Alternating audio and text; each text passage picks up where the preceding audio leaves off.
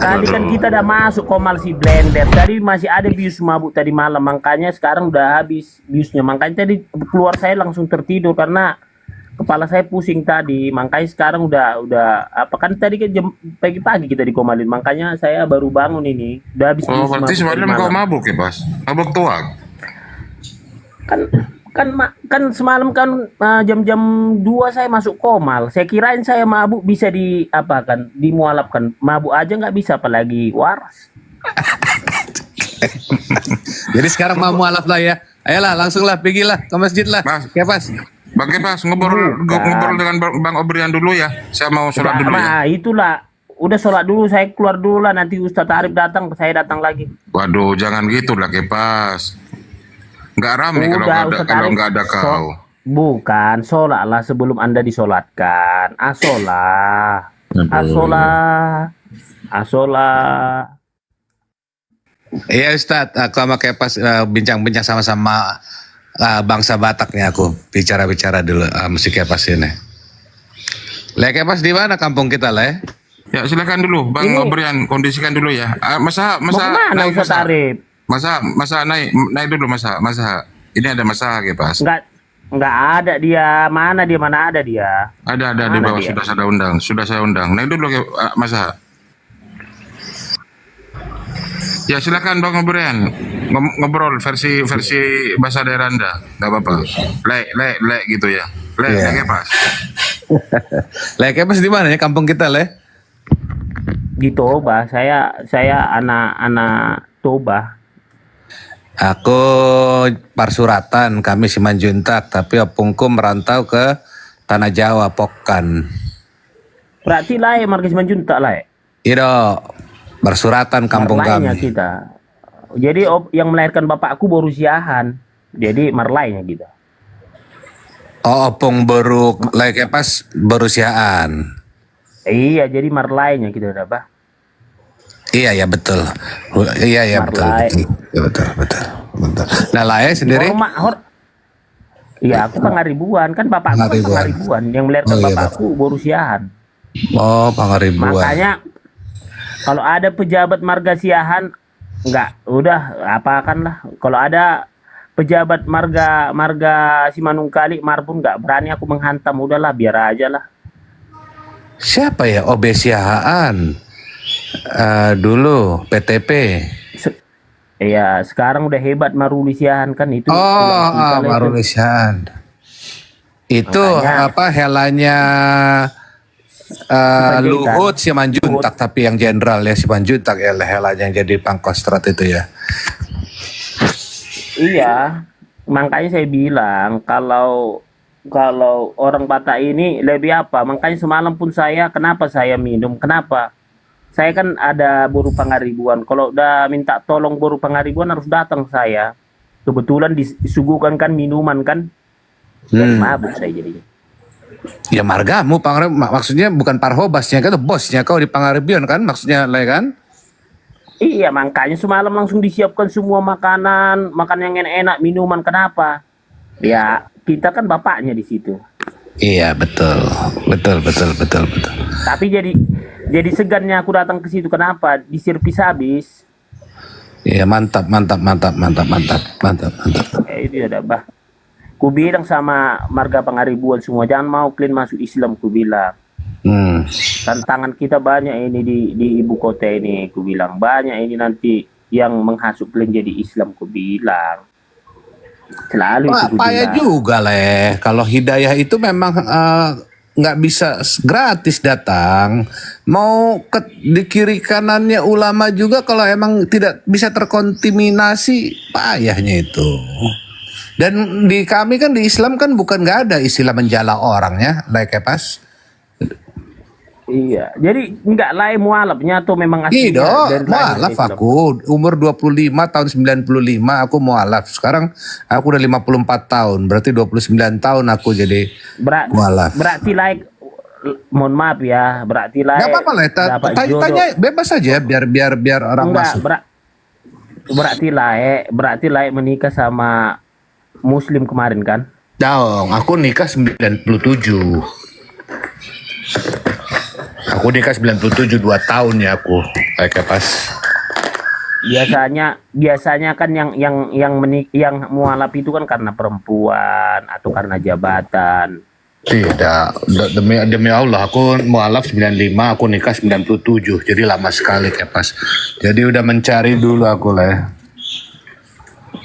Tapi kan Kalau aku udah, Mbak, iya cerita aja bebas. Mau sekat aku pun bebas lah, nggak apa-apa lah di sini enak ngomong. Mau kamu enggak biasanya orang-orang Batak itu kan mau masuk Islam satu. Kayak adekku, dia kan apa dia itu yang apa kontraktor di Jambi. Jadi dipaksa kalau kamu nggak masuk Islam, kamu nggak bisa kerja di sini. Ya terpaksa cari makannya di situ. Ya dia masuk nikah sama Muslim lagi. Itu kalau saya kan udah siap menderita memikul salib. Jadi apapun misalnya nggak dikasih jabatan pun nggak peduli saya karena yang paling berharga sama saya Tuhan Yesus. dan itu terjadi kayak pas untuk membangun Masjidil Haram Mekah sama Madinah karena itu tanah haram buat non Muslim. Jadi itu kayak ubinnya, granitnya orang Spanyol itu harus dipotong, harus masuk, dia harus disunat, harus syahadat. Dan itu terjadi, tapi nggak emang kenapa rupanya kayak pas sekarang itu kan tanah haram. Itu lihat tonton di Discovery Channel di National kita tahu itu. Tapi kan memang mereka ikhlas demi bisnis juga. Jadi terjadi itu kayak pas. Tapi kalau untuk masalah di Lampung itu ya aku no comment ya, betul atau tidak apa kan belum tentu juga lah kayak pas. Iya, makanya kan udah saya bilang kalau saya nggak bisa karena saya udah dimatrai masuk surga. Jadi mau Hindu, mau Buddha, mau Konghucu, mau Islam, mau agama apapun nggak bisa lagi. Karena saya udah datang Tuhan sama saya, udah dibilang, aku Tuhan, aku berkenan kepadamu Kepas. Baru saya mau bicara pada itu sama Tuhan, Tuhan langsung pergi. Makanya langsung bangun saya, waduh. Makanya saya udah dimatrai masuk surga, jadi saya nggak ada disiksa nanti di api neraka. Lo tuh dia Hamuna, HKBP Manang tuh dia Hamuna. AKBP-nya aku. AKBP. Bapakku HKI soalnya. Jadi kok baling-baling juga sikit-sikit HKBP-nya kayak pasku ini. Ada materai-materai. Jangan dong materai. Enggak. Jangan dong Dengar materai. ya. Tunggu dulu. 3 tahun aku Katolik, 3 tahun aku Tiberias, 3 tahun aku GBI, 3 tahun aku karismatik. Ya, belum lagi ke pesantren di Jombang di Jawa Timur. Pesantren Kiai Mukhtarullah. Baru saya yaitu karena saya terdaftar mulai kecil di AKBP, kembali lagi ke AKBP karena lintas agama, lintas gereja udah saya jalani, makanya Tuhan itu berkenan kepada saya. Jadi di pasu-pasu udah nikah kan? Udah ada istrimu kan? Di pasu-pasunya di HKBP maksud lah kan? Belum, aku belum nikah. Aku kan mau seperti Tuhan Yesus. Kau macam orang Katolik aja jadi kau pastornya nggak nikah. Gini lah Junta, bukan masalah pastor. Gini, kita udah dibilang Tuhan Yesus, tubuhmu adalah bait suci Allah. Jadi sebenarnya kalau dunia ini masih kita anggap lebih berharga, misalnya istri, harta, kedudukan, jabatan, kekuasaan, ya kita kehilangan kemuliaan Allah. Ya kalau saya, Tuhan Yesus yang paling berharga dalam hidup saya. Gak ada yang istilahnya nanti kamu ku kasih jabatan, nanti ku kasih kamu uang, kamu ku kasih ini enggak. Lebih bagus saya menderita bersama Yesus. Iyalah. Karena udah datang Tuhan itu. Karena beda yang belum datang beda yang jangan dong materai jamin masuk surga. Siap dia mah. Enggak, saudaraku pun enggak datang Tuhan itu, Elohim Yahweh itu kepada mereka. Karena apa? Karena satu, sudah tahu juga saya keluarga saya ada yang malas berdoa. Ya mana mau datang Tuhan yang malas berdoa. Tapi kalau dia tekun berdoa pasti dia datang. Karena apa? Tuhan tidak akan mau berkenan kepada orang yang kotor. Tuhan harus bersih, suci. Makanya hati dan pikiran kita harus bersih, makanya dia mau datang. Ya kalau kotor kita mana mau Tuhan datang. Ya kau minum Abang, toknya bapak, semalam mama. kok. Oh boleh ya, nggak haram ya. Oh kalau minum tok nggak haram ya di.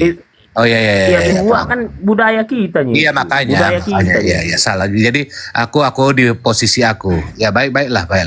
Apa? Jadi kotornya itu apa? Maksud kasih di breakdown dulu ke aku lah. Jadi kotor tidak bersihnya itu apa? Kok otaknya atau tidak enak posisi nginjek tai anjing berdoa nggak gimana? Coba breakdown ke saya gimana lah? Jadi kan kata Tuhan Yesus, kalau kedua bola matamu jahat, cungkillah kedua bola matamu itu, karena dari matalah akar kejahatan. Jadi semua mata inilah sumber kejahatan. Ketika mata kita jahat, maka jahatlah di mata Tuhan. Artinya disinilah kita ya melawan hawa nafsu kita.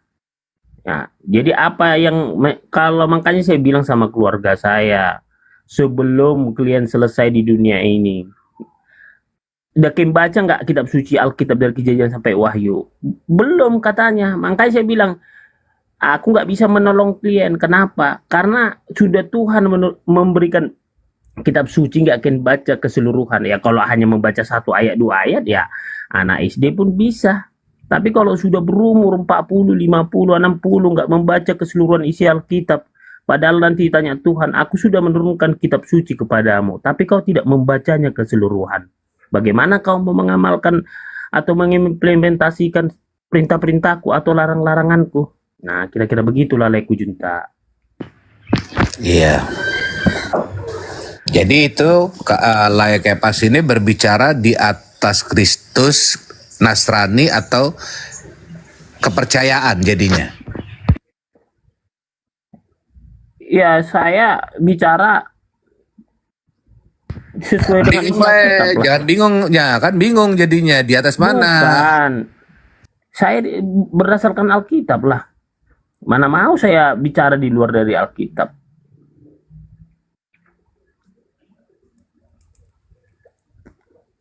Jadi adik saya tiga masuk Islam, keponakan saya 2, ini keponakan saya mau saya tarik lagi nih Kristen nih. Oh, maksud Anggi Boru atau maksudnya Anggi Boru, Anggimu bawa atau Boru maksud yang masuk Islam? 1 perempuan adik saya, 2 laki-laki, keponakan saya 1 perempuan 1 laki-laki, mau saya bawa ke Kristen semua. Jangan, alhamdulillah itu udah ke jalan yang benarnya itu. Kau jangan sesatkan lagi lah Kepas. Aduh, ada undang-undangnya Pancasila, ketuhanan yang Maha Esa dilindungi. Udah benar itu jalan adik-adikmu itu lah. Mereka karena jauh dari saya. Kalau dekat ngomong aja misalnya seminggu sebulan sama saya brainwash otaknya supaya pindah agama lagi, karena nanti mereka itu nggak mendapat apa dalam kerajaan surga. Kasihan mereka nanti masuk neraka, kasihan. Iya benaran loh Le Junta. Karena apa ya? Karena saya udah pernah Tuhan datang ke dalam diri saya. Jadi kalau saya misalnya nggak pernah Tuhan datang ke diri saya, ngapain saya ngomong kayak gini? Karena pernah Tuhan datang ke dalam diri saya, Le Junta. Datang tren. Naik kok adikku sayang. Si tren si Elisa. Banyak kali ceritamu kau Kepas. Inilah. Banyak kali ceritamu. Inilah Tuhan datang kepada dirimu. Jangan ngibul-ngibul kau. Silakan. Banyak kali ceritamu. Jangan kau jadi emosi karena aku ketemu dengan Tuhan. Bagaimana coba itu Tuhan datang ke dirimu? Coba memang cerita bagaimana? Coba kau terangkan Panggil dulu lah Pangarep duluan deh, panggil dulu lah. Biar jangan kaget ya lah Pangarep duluan. Makanya lebih bagus aku ngomong sama si Elisa. Makanya si Bayu ini belum terkontrol emosinya, masih kayak umur 13 tahun, 14 tahun kalau bicara. Bisa kamu menyangkal, tapi jangan. Kau bilang Tuhan datang kepada dirimu. Bagaimana kan ceritamu? Tata dulu emosimu, tata dulu, tata. Jangan kita gini loh, umur 30 tapi emosional umur 13. Temperamen gitu. Tata dulu. biar apa dulu? Biar Banyak enak masalahnya bacrit kali kau le. Baik kan ceritamu, iya, nggak ada masuk bacrit akal itu, yang kau tapi bilang. makanya aku bilang tata dulu mulai.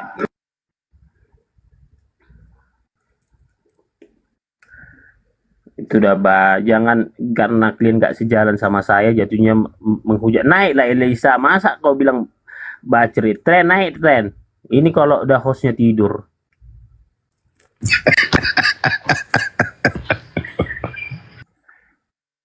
Itu Lejunta ya, kembali kepada, kan udah saya bilang adik saya 3 masuk, tapi karena mereka nggak pernah punya waktu sama saya, langsung saya baptis kok. Makanya saya siapkan di sini apa, ada kolam, begitu datang langsung saya baptis. Ya udah nggak usah lagi, udah kau udah kau salibkan Tuhan Yesus kedua kali. Baptis udah saya siapkan untuk membaptis mereka. Di HKBP atau di mana jadinya? Kan saya kalau di AKBP kan percikan, tapi kan saya kan waktu di Batam itu kan dibaptis, saya baptis selam. Karena saya baca Yesus itu dibaptis selam bukan dipercik. Makanya saya, wah gawat nih, kan saya baca Alkitab itu keseluruhan, wah gawat nih, berarti saya harus baptis selam. Dibaptis selam saya. Oh, lepang. Jadi layak apanya membuat layak bisa masuk Islam? Hidayah lah, kayak pas macam Ito sama Anggimu itulah. Dapat hidayah lah, Pangaribuan.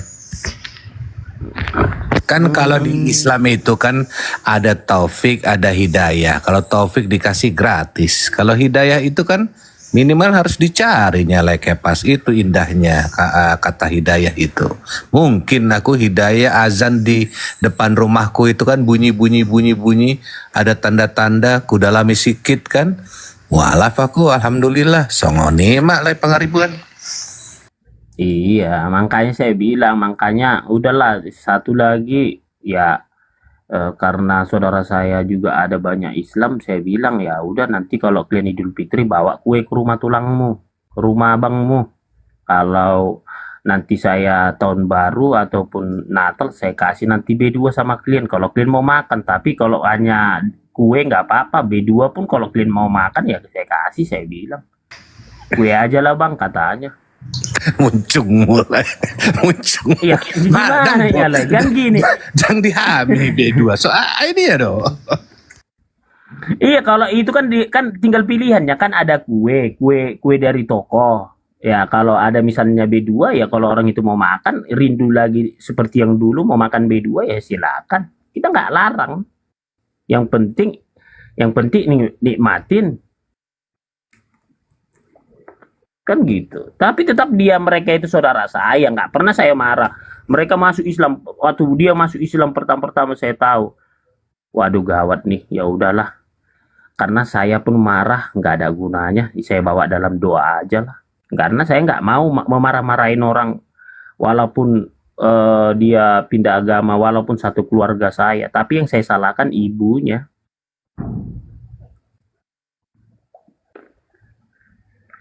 Gitu.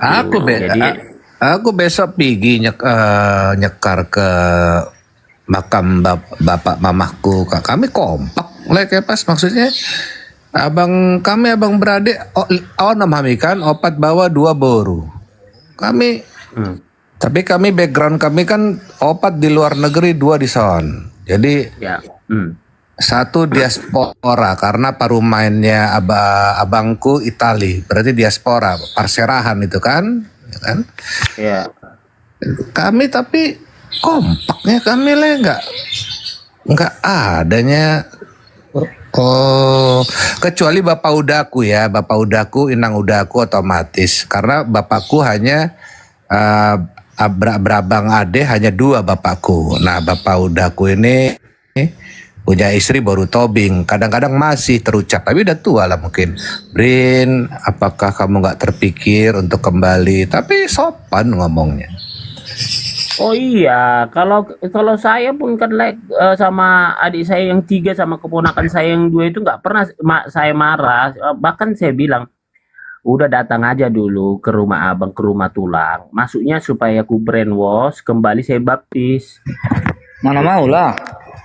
Enggak Kau kasih mau nanti mereka, makan bener babi. kata si Bayu. Bagaimana? Betul, nggak itu mau jawab mereka. dulu. Mana coba Masalahnya- jawab dulu Bayu, masalahnya- betul. Mau nggak gitu. Ma- Kan ada masalahnya- undang-undangnya Bayu ya. masalahnya- Jangan dulu. Masalahnya Bayu. Jangan otakmu kau. sudah nggak Aduh, baik kan otakmu, udah mulai. Le. Betul. Eh, Udah mulai coba. meletup. Ini umur udah 30-an tapi mental masih umur 13 inilah. Begini Le, Kepas, begini Le, ku pengaribuan. Otakmu itu sudah nggak baik. Kau mau kasih makan babi, kau mau berusaha untuk masukkan dia jadi kembali ke Kristen, mana mau lah. Orang mereka tahu haram, orang mereka tahu itu Yesus itu manusia. Sama kayak saya ini, Le. Saya ini, Le. Banyak kali saya ditawari, pulanglah kau amang. Onaka na tinggal hon ka among mon dangarong mangula, dangarong na maraha. Dangarong na mga rawa omakmo, mula mahawamang, terus sudah ya kalakalannya lagi. Tikina mati, tikina modeng o puku, basang itu kok kamu songon itu au. Basang itu, basang itu kok kalagi itu au. Malahan itu kok kalagi dangarong dia misobe, ngamani bilho. Ini ada tuh iba, yang enggak ada ibaha, yang enggak ada iba halak na lain. Iku cilhod do Ya, iba, kalau- icagi do iba. Ini bahasa apa ini? Ya, Aku kembali. Siapa ini? masuk. Kepas. Kayak dari surga aja aku kembali kayak Tuhan Yesus aja aku kembali. Tiba-tiba Tuhan coba. kembali. Puncungnya si Kepas. Ah. Ya, Kira-kira lawan tat. Pak Kepas, kira-kira Yesus akan turun nggak? Kedua kalinya versi Kristen. Ya turunlah namanya dia. Nah, dia ya kan sudah lumpuh, Pak. Turunlah. Lumpuh dia, Kok kena stroke. lumpuh? Gara-gara makan Orang babi. Semalam minum tuak tat baru pulang dari Pangaribuan. Gimana ceritanya mau turun? Dia kena stroke. dia mana ada Tuhan stroke? Dia berbicara dari dulu. Nah ini data dia tidak akan turun. Dia akan duduk untuk selama-lamanya. Kolesterol. Kena stroke dia.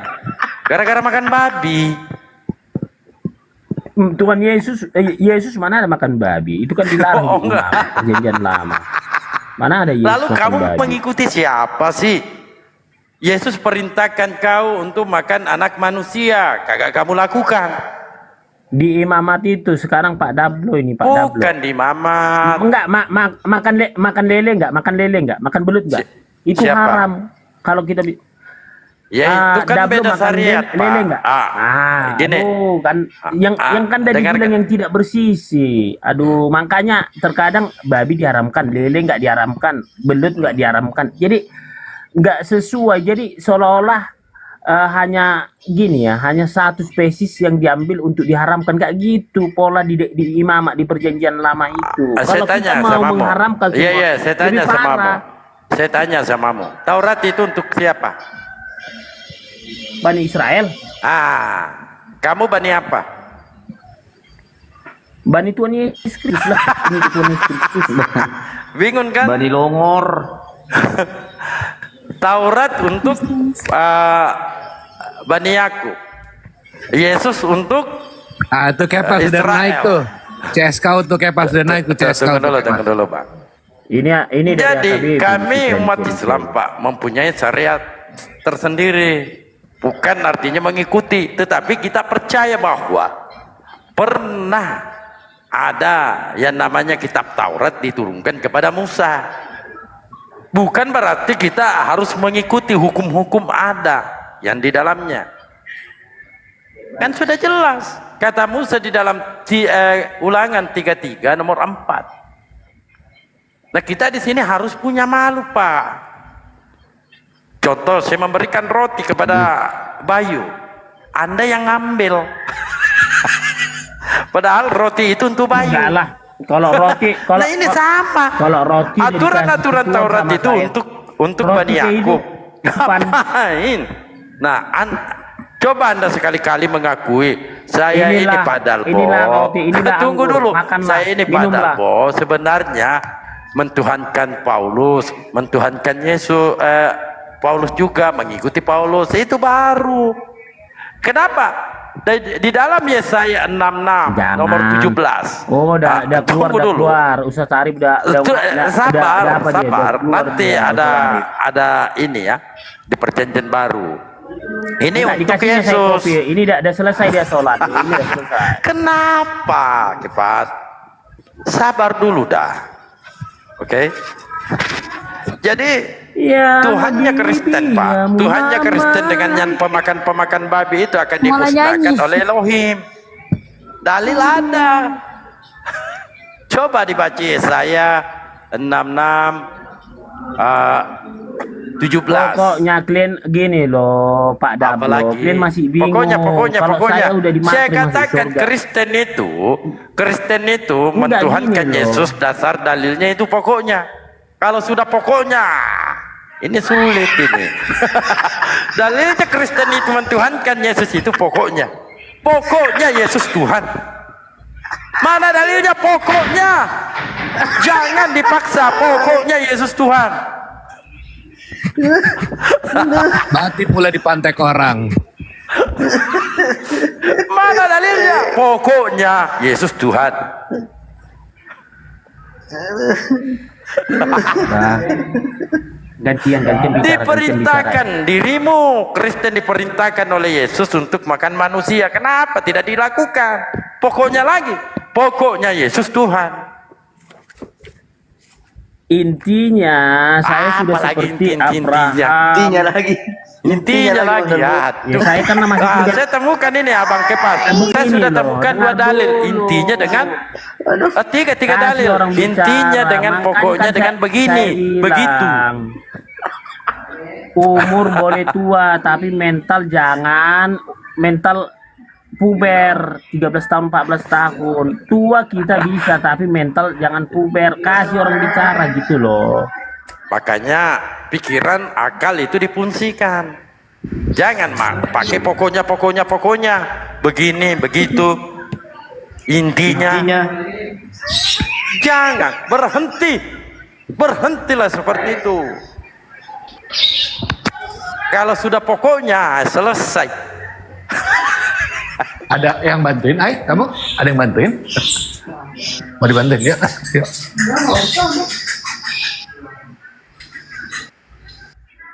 Kalau sudah ada kata pokoknya. Oh, selesai perkara. Pokoknya Karena Yesus Tuhan. belum pasti, belum tentu kalian. Kalian masih bingung kalian masuk neraka atau masuk surga. Kalau saya udah di materai masuk surga. Itu mau Udah ada jaminan saya. Kenapa? itu Tuhan hayalan datang itu langsung, nggak main-main. itu sama Bukan mau aja putus. Anda sampaikan Gimana- tadi pokoknya. Gimana sih hayalan? Coba di mana dalilnya mentuhankan Yesus masuk neraka surga? Jadi gini ya. waktu Itu ada yang saya Pak katakan. Ustadz, 3 diketawain dalil saya. Kristen Lu pakai kenapa itu sih? Lu ketawain begini, pokoknya, Dengar dulu, intinya 3 dengar. dalil. Lu saya makanya saya bilang ini cerah ya. Saya bilang ini cerah matahari. Saya panggil Elohim Yahweh, ini terjadi petir saya bilang. Coba Oke? Diketawain Buktikan. saya. Nah, begitu saya panggil Elohim Yahweh, ini petir. Tar. Wah. Langsung dibilang, Bang Kepas, aku masuk Kristen lah. Udah nggak usah, kamu Islam aja kamu. Saya bilang, kamu kan tadi ketawain saya. Buktinya kan udah saya panggil Elohim Yahweh, saya bilang. Jadi ceritanya saya Kau nggak ini mau percaya, dia bilang. dimasukkan Tapi Kristen. Bang, terus Iya. bukan, saya nggak perlu masuk. Kenapa? Sedikit aja di surga, biar kami menikmati. Ngapain banyak di Ya bagaimana kamu akan tertulis, dibaptis? banyak yang terpanggil, sedikit yang Baptis terpilih. selang pakai api, digarami dengan api. Aku udah terpilih. Itulah pokoknya.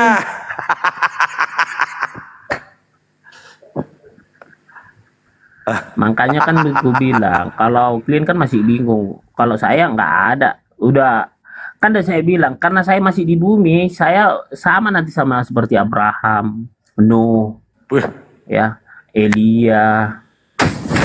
ini sama begini Bang Kepas, dengarkan coba. Sama ketika Bayu, kamu buka mic dulu Bayu. Nanti kamu Ya, Bang. tanyakan pekerjaan saya. Iya, iya. Bayu punya berapa mobil, Bayu? 1, 2. Sedikit kali lah. Kalau begitu kamu yang nanya saya. Oke. Bang Dalbo, berapa mobilmu? Wow, nggak bisa dihitung 400-an. Bush. Kaya kali Bang Dalbo ya. Iya, iya. Apalagi tanyanya, rumah. Rumah Bang Dalbo ada berapa sekarang? Oh, nggak bisa dihitung, Pak. Tiap negara 5. Hitung Usahanya negara apa, ada Bang? berapa? Ah? Usahanya sekarang. Apa? Usahanya sekarang. Menghayal. Usaha yang berjalan. Menghayal.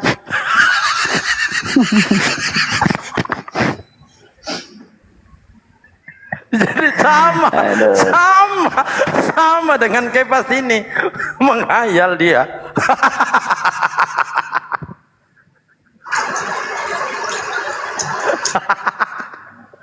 Ya nggak apa-apa, tertawa lah. Kalau bisa lebih puas lagi kita tertawa. Coba di mana dalilnya mentuhankan Kalau Yesus bisa itu masuk tertawanya surga? terpingkal-pingkal, jangan tanggung gitu.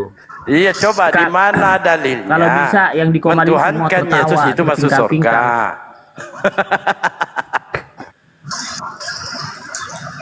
Coba dalilkan, coba di mana Makanya dulu, dalilnya? waktu aku Mentuhankan main-main Yesus dulu, masuk anak surga. dengar dulu, Ada nggak aku- dalilnya? Aku dengar dulu. Oh. Aku waktu kecil main gundu, main kelereng, terus ada yang gangguin, dilempar pakai batu kecil. Saya bilang, ambil aja lah batu besar, langsung lempar aja. Sekalian matikan, ku bilang. Nggak jadi dia mengganggu lagi. Ya, dikiranya ku larang kan, jangan lempar katanya. Dikiranya kan gitu kan, ku bilang ambil batu yang paling besar. Kalau sekalian matikan aja langsung, ku bilang. Jadi bingung dia. Nggak jadi diganggu dia lagi main kelereng kami. Karena apa?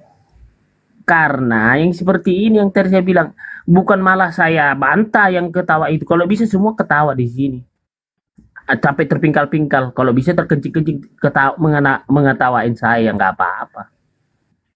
Kan sama, Bang. Kalau Ayo. tidak ada datanya, Itu sama ada si Aldo. menghayal itu. Aldo. Selamat sore Bang. Halo, selamat sore juga Pak Ustadz. Iya. Silakan, kamu Sehat Bang. kamu masuk surga juga, Aldo. Alhamdulillah masuk surga lah Bang. Ngapain Kamu masuk? Kristen apa Muslim? Saya Katolik Bang. Oh, Katolik. Ini bahaya nih coten-coten ini ya. Satu persatu nanti dirampas semua istilah kita. Bukan dirampas Bang. Oh, Memang iya. salam itu, Itu memberi sudah salam terbukti. Alhamdulillah itu kan yang sangat mulia. Oke. Kira-kira kalau mentuhankan Yesus, ada nggak catatannya masuk surga? Begini ya Bang, bagi Nah, kami. itu yang saya katakan di awal. Tunggu dulu, itu yang saya katakan di awal. Dalil Kristen itu, kalau bukan begini, pokoknya. Kalau bukan pokoknya, intinya. Itu dalil yang mereka selalu pergunakan. Cobalah bahasa-bahasa yang lain lah. Jangan begini, begitu, pokoknya, intinya. Gimana Kopi. sih? Ya, silakan. Kopi teman-teman Iya. bawa kopi. Terima kasih Bapak Ustadz. Jadi bagi kami Saya umat. bukan ustaz, saya Betul? pastor. Oh pastor ya, kok pastor tapi membingungkan Tuhan Yesus bertuhan ya.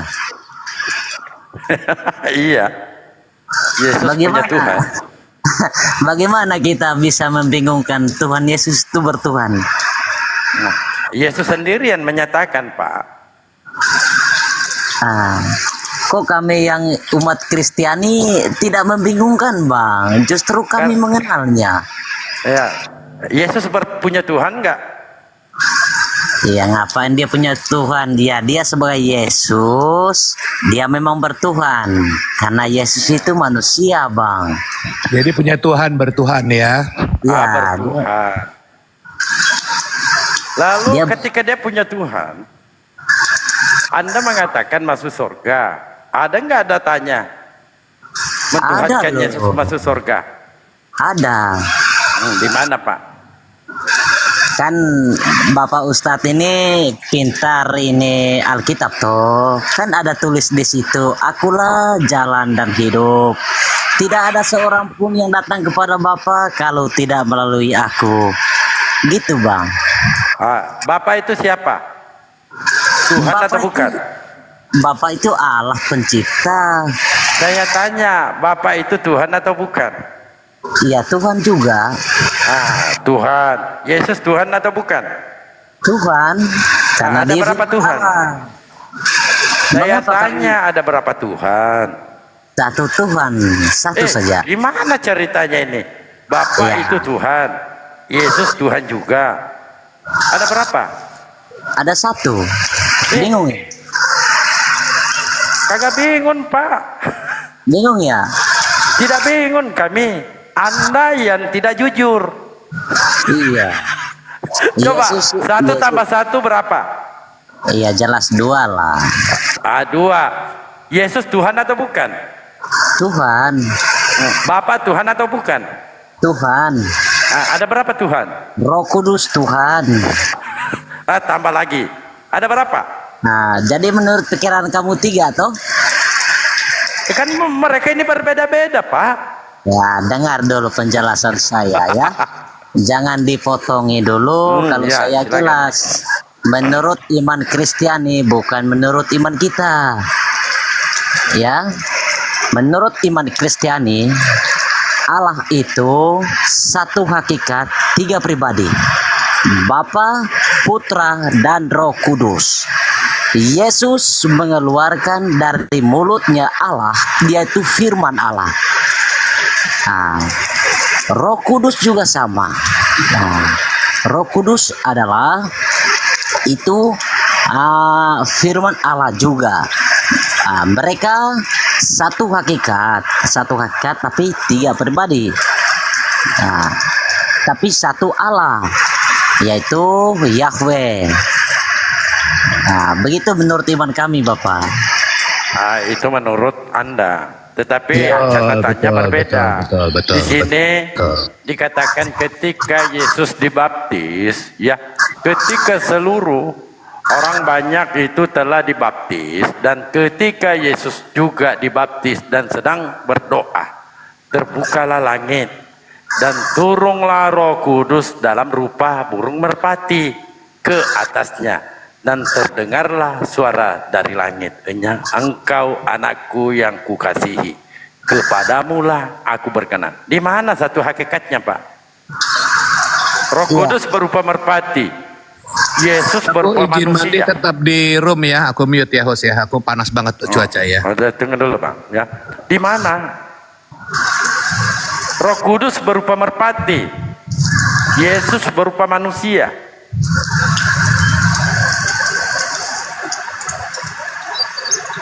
Halo, Halo. di mana persamaannya?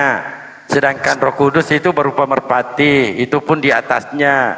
Dan kedua, Yesus manusia. Gimana persamaannya? Iya. Ya, persamaannya ya memang mereka sama, satu saja itu. Satu saja itu, Bang. Karena Yesus Gimana itu mau satu? begini. Sebelum Yesus lahir, Roh Kudus yang menghampiri Maria. Matius 1:18. Iya, betul. Lalu di mana persamaannya? Begitupun juga Yesus dibaptis, Roh Kudus turun lagi berupa burung merpati. Iya. Nah, saya tunjukkan ya.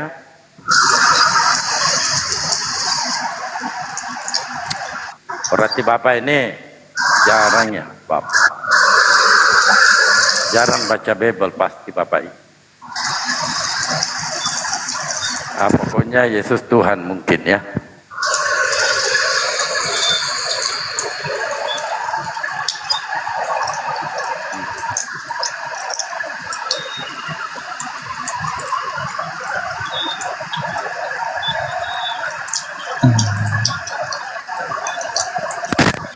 Coba Bapak perhatikan ini. Bapak ini di mana kah? Di kolam. Saya di NTT bang. Coba, itu Yesus, itu burung merpati Pak. Bapak di langit. Iya. Ini sama enggak? Sama enggak Pak? Ini. Roh Memang Kudus ini. Yesus ini. Di mana persamaannya Pak? ya kalau pemikiran manusia memang nggak sama bang. Nah, fakta tercatat di Bibelmu. Nah, tapi kami meyakini buat umat Kristen. Jadi kami tidak membingungkan bang. Tidak ada bingungnya kami. Iya tidak, Anda betul, saya akui Anda tidak bingung karena Anda yang mengatur Tuhan. Bukannya, bukan diatur Tuhan, Anda yang mengatur Tuhan. Oh salah. Bukan saya yang mengatur Tuhan. Bukan saya. Yesus memperkenalkan dirinya Tuhan atau Bapa itu Tuhan? Yesus berkata, ada dalam Bible bang, coba cari bagus-bagus. Bapa dan aku adalah satu. Ketika orang Farisi bertanya, di manakah Bapa itu? Kami kok enggak melihat Bapa itu. Lalu Yesus bertanya, sudah sekian lamanya aku bersama kamu, hai orang-orang yang tidak percaya. Engkau melihat aku telah melihat Bapa. Bapa tidak bisa kamu lihat. Yang mana benar di situ Pak? Ada di dalam Bible bang. Ya, yang mana benar? Keceplosan dia. Yang mana benar di situ? Engkau tidak dapat melihat Bapa. Iya. Engkau tidak dapat melihat Bapa. Engkau melihat Bapa. Engkau sudah melihat aku, telah melihat Bapa. Begitu bang. Tapi Yesus juga mengatakan manusia tidak dapat melihat Bapa. Yang mana benar? Iya betul. Manusia tidak bisa karena dia roh, bang. Bukan wujud. Dia roh. Kan dia mengaku Bapa. Dia roh. Makanya perkataan Anda sendiri. Assalamualaikum warahmatullahi wabarakatuh. Waalaikumsalam. Makanya ketika Yesus mengatakan, sesungguhnya sebelum Abraham ada, aku telah ada. Dia mau dilempar batu, lari dia. Kenapa lari? Kalau dia Tuhan, kenapa lari? Begini bang, begini ya. Saya jelaskan itu ya yang mau dilempar batu. Mengapa orang-orang Yahudi melemparkan batu? Mereka tidak percaya. Kok kamu nih seumuran kami, kok kamu sudah sebelum Abraham ada, aku telah ada. Bagaimana Ya, itu? pertanyaannya begini bang, Pak Alto, pertanyaannya kenapa dia lari? Dia menghilang di situ. Kenapa? Ya, karena belum tersampai dia punya. Kan Tuhan, dia adalah Bapa. Iya. Kenapa lari? Dia Masa bukan Tuhan lari dia- takut dengan batu? Gimana sih? begini Bagaimana bang. kalau ada kebakaran? Dia tidak lari bang. Dia tidak lari. Menghilang dia di situ Pak, menyerahkan diri. menghilang. Ya karena misinya belum sampai di situ bang. Iya, apapun alasannya Pak. Karena memang Nah. Yesus ini kagak jelas perkataannya. Kadang-kala dia mengatakan A, di ayat lain mengatakan B. Itu loh. Iya. Contoh saya katakan. Yesus mengatakan dalam Matius 5 nomor 9. Kamu punya Bible enggak? Enggak ada bang. Aku HP 1 saja. Miskin kali hidupmu. Ya. Coba dengarkan ya. Dalam Matius 5 nomor 9. Coba dibaca. Coba abang Ustadz di situ baca. Baik. Dalam Matius 5 nomor 9. Kata Yesus ini ya. Iya. Berbahagialah orang yang membawa damai, karena mereka akan disebut anak-anak Allah.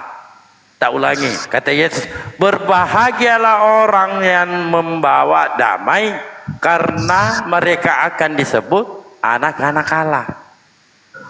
Iya. Yesus layak gak disebut anak Allah? Ya layak bang. Baik, kita bacakan ulang. Berbahagialah orang yang membawa damai, karena mereka akan disebut anak-anak Allah.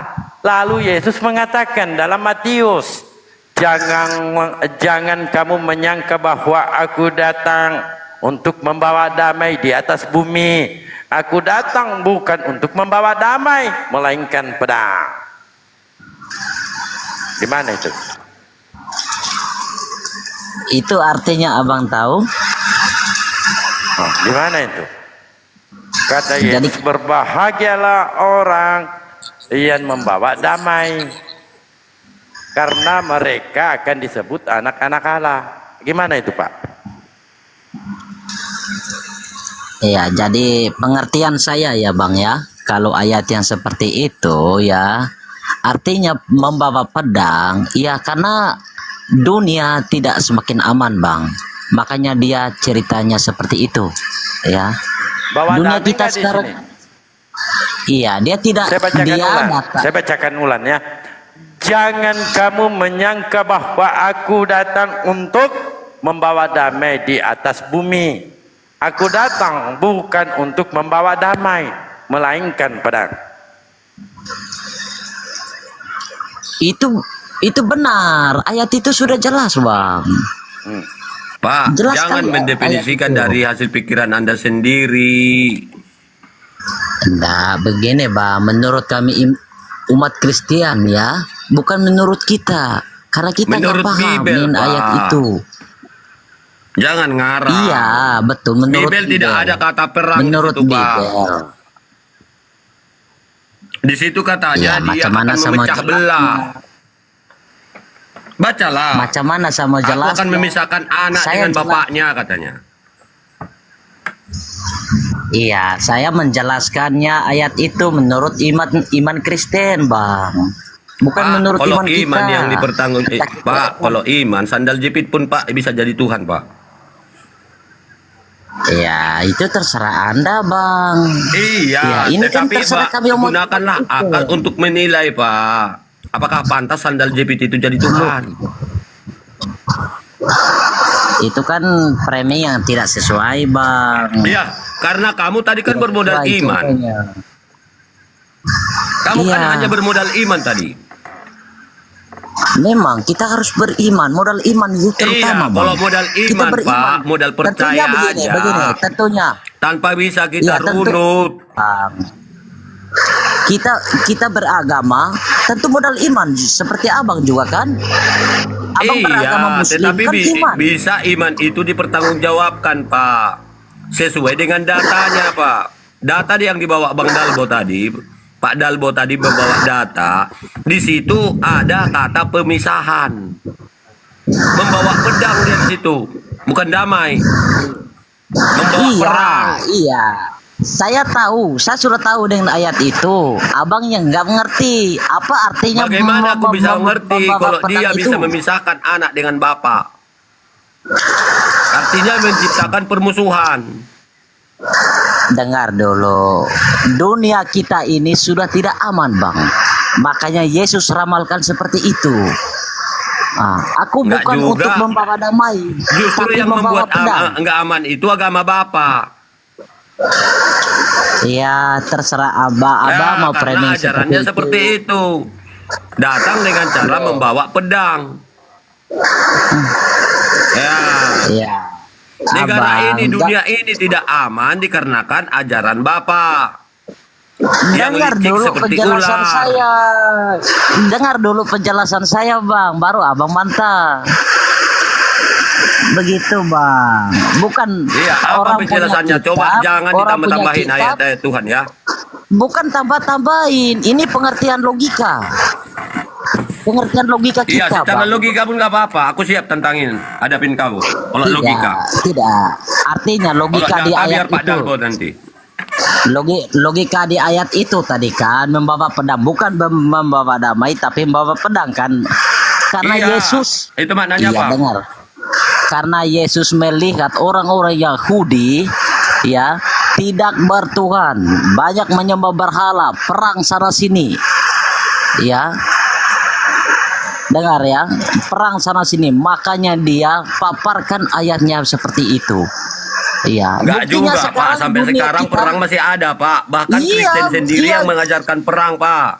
Buktinya sekarang masih berperang. Buktinya negara ini 350 tahun dijajah oleh negara yang beragama Bapak, beragama Kristen. Itu Itu soal sesuai visi, dengan Pak. faktanya Pak. Itu soal Sesuai visi dengan historisnya misi. Pak. Di Jangan dalam samakan ayat penjajah. Lukas dikatakan, barang siapa seteruku ini yang tidak suka aku menjadi rajanya, bawalah dia ke hadapanku dan bunuhlah dia di depan mataku. Itu ajarannya. Bang, jangan samakan misi, Bang, ya, dengan Tuhan. Iya, samakan misi apa? Misi memecah belah kan? Kami tidak pernah memecah belahkan agama antara umat Siapa beragama. bilang 350 tahun Tidak pengalaman pernah, negara kami ini tidak dijajah pernah oleh bom- Belanda? Bom masjid, Bang. Tidak pernah bom masjid, Bang. Tidak pernah mau tutupkan yang masjid. membom Irak itu siapa? Di Indonesia pernah nggak? Iya, yang mengatakan Aku Irak tanya itu kamu, memiliki aku tanya negara kamu. senjata biologi Tanya siapa? Tanya kamu di Indonesia pernah Yang nggak orang Kristen menyatakan bom Irak masjid? menyimpan senjata biologi siapa? Di Indonesia pernah nggak? Di dunia. Halo, kau Agama jangan bahas bukan dunia dicipta luar, di bahas Indonesia. Indonesia.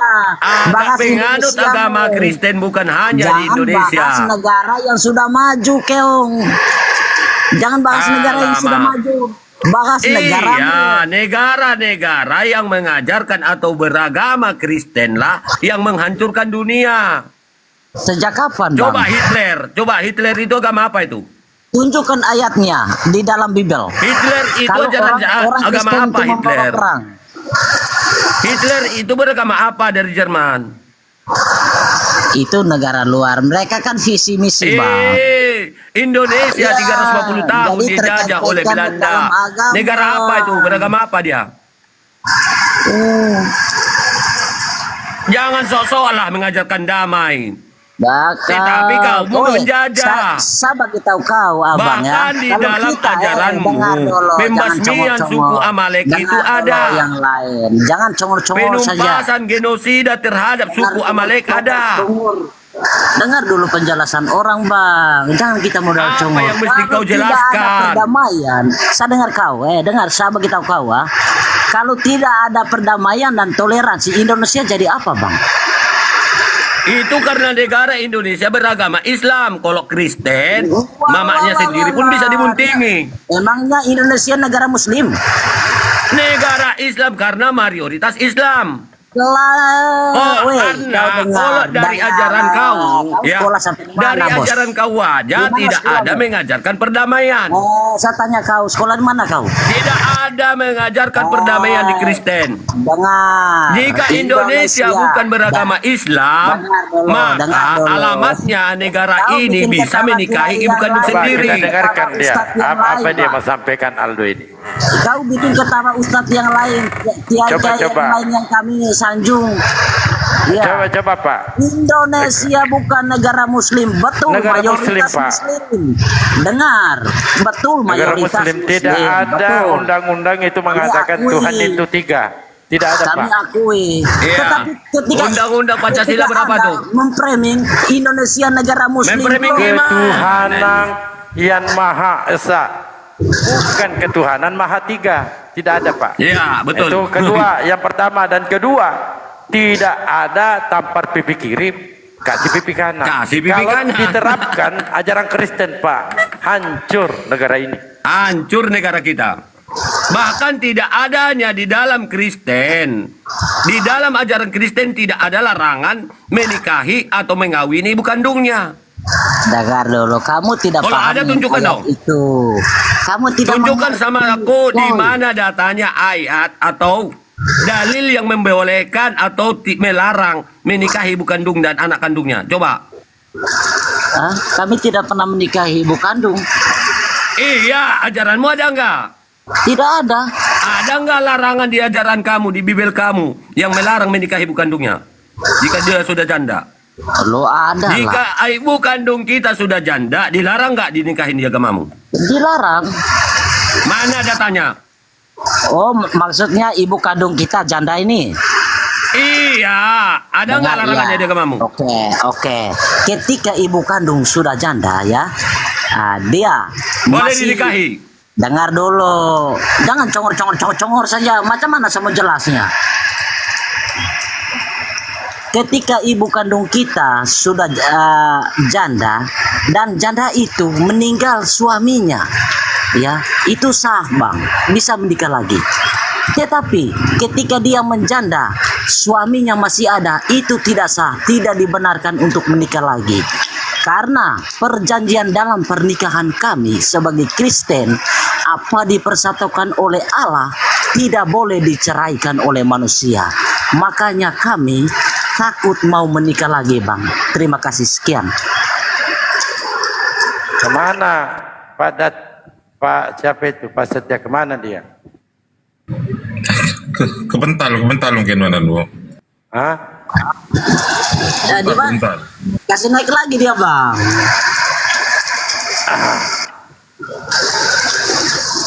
Kalau saya sih Kasih naik. kagak kasih itu Pak. Kasih naik dia bang. Enggak ada Dia di bawah. belum tahu. Kalau abang Ustadz kan sudah tahu. Abang kan dari Kristen ya. Siapa? sudah Pak tahu. Arif dari Kristen ya. Memang. Ya. Abang. Begini tahulah. Pak, ketika kita menuduh Pak, kan tentu ada proses dan fakta.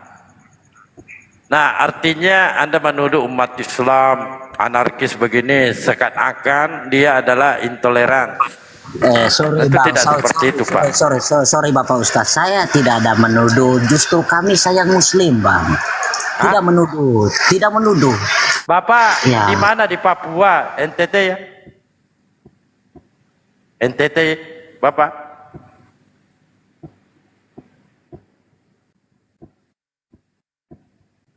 Pak, Jawab dulu Aldo LTT. Dari NTT dia tuh. iya, tapi kemiut dia. Ya kenapa bang? Halo. Di sini silakan saya lanjut. Di sini Ya, saya Bapak- tidak menuduh umat Muslim ya. Saya menjawab iman saya, bukan menuduh umat Muslim. Adakah saya pertanyaan Kamu di mana bahkan ayat menentang di dalam- ajaran di Bibel kau. Jangan bilang menuduh bang. Saya tidak terima itu. Iya, Pertanyaan kamu saya menentang menanya ajaran di Bibel ayat kamu. Al-Quran. Itu baru Kamu betul mengatakan saya damai, menjawab. sedangkan suku Amalek sudah dihancurkan dan ditumpas. Bahkan sampai anak-anak kecil ditumpas di suku Amalek. Ada datanya. Bahkan keledai, bayi-bayinya dimusnahkan. Itu ajaran agama kau. Tapi kamu mencoba menjual agama kau dengan kata-kata damai.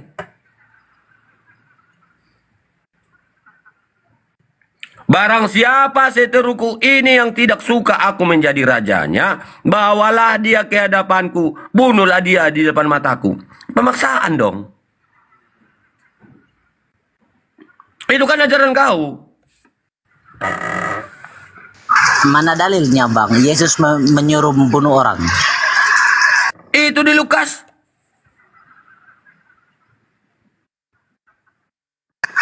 Itu di perjanjian lama, perjanjian baru. Perjanjian baru Lukas 22 nomor 18. Coba baca, saya mau dengar. Sebentar aku tunjukkan datanya ya. Bentar.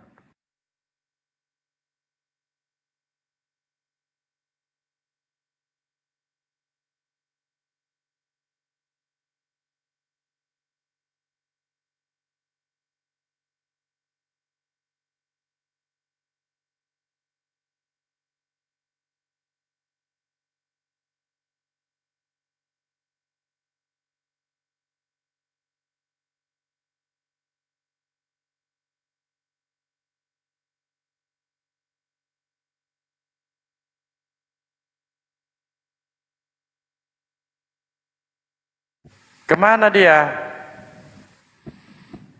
Ya tahu dia keluar TikTok barusan langsung kepental bang.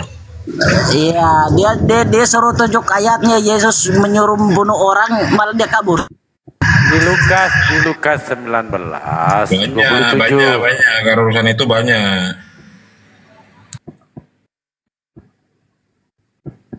Itu Pak.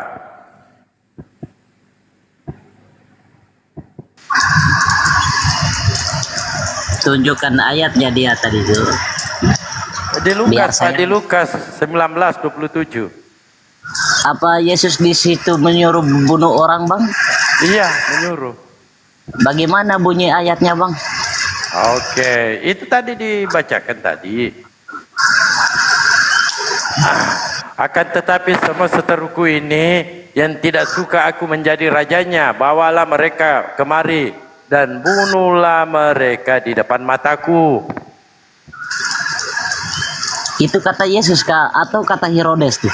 Kata Yesus, Pak. Gimana sih Bapak ini?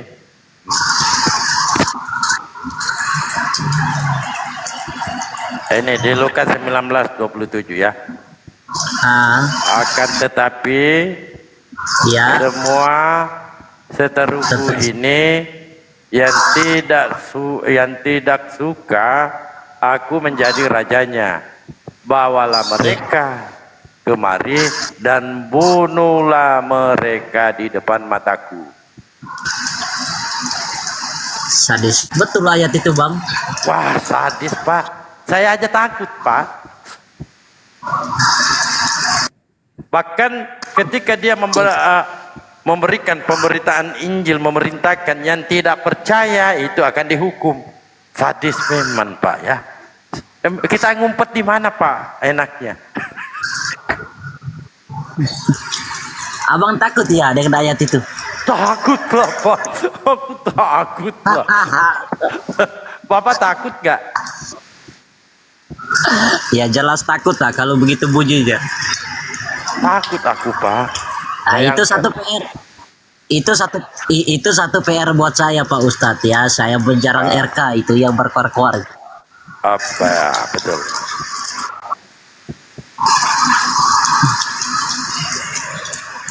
Bayangkan, Pak. Kalau kita mau dibunuh, Pak, takutlah.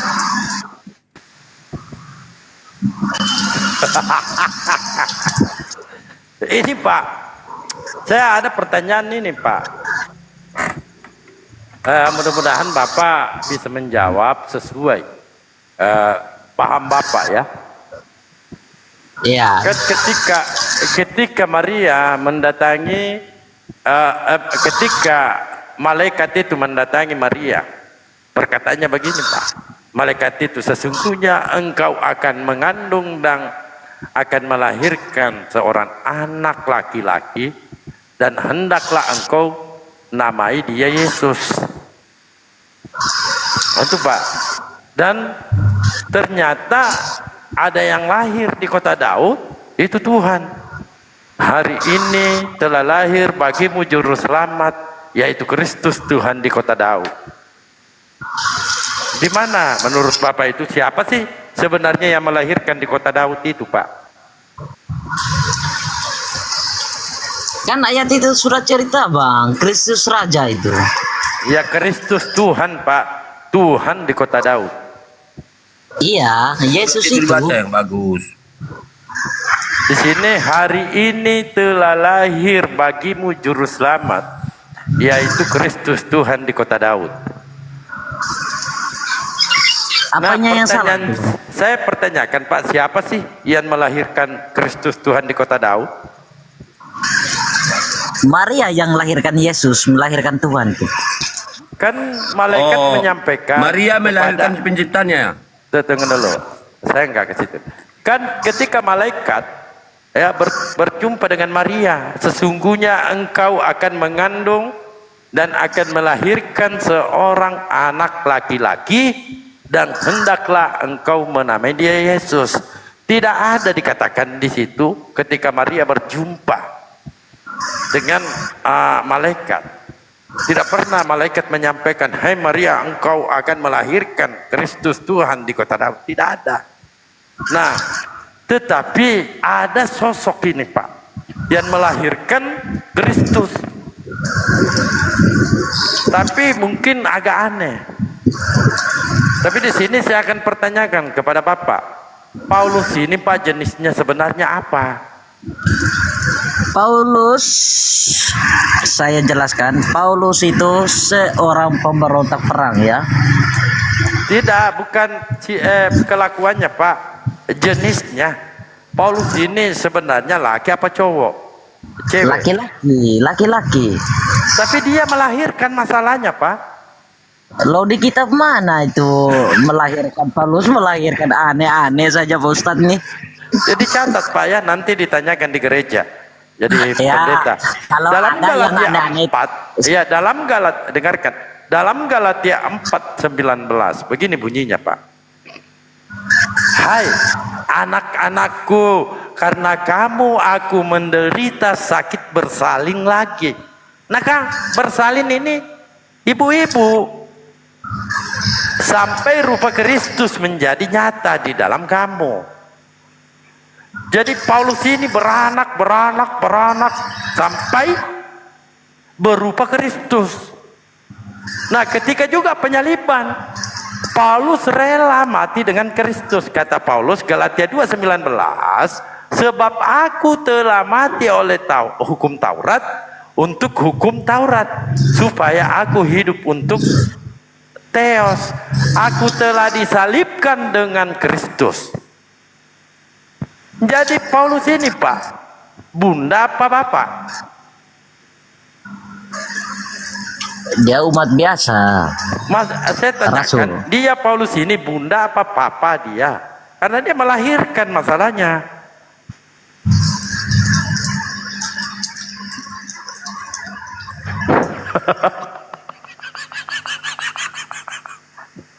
Tidak pernah saya dengar itu Bang. Ya mungkin itu. Di Makanya kurang baca Galatia Bibel kau. Di Galatia 4:19, boleh Bapak baca satu perikop. Pertanyaan saya, nanti Bapak kalau tidak bisa jawab, bisa dijadikan PR, ditanyakan oleh pastor.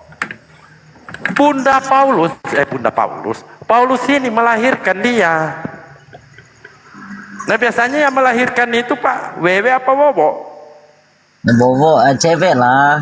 Cewek. Berarti Paulus ini, kan Yesus ini kadangkala dinarasikan dia adalah 100% ilahi, 100% manusia, dua natur. Ternyata Paulusnya yang dua natur, 100% wewe, 100% wowo, dua natur ternyata. Saya ini Pak tahunan saya baru tahu ini. Coba Bapak, seandainya Bapak mempunyai Bible, silakan Bapak buka Galatia 4 mulai dari 20 ayat 1 sampai 20. Iya. Mau dibawa kemana hubungan kita?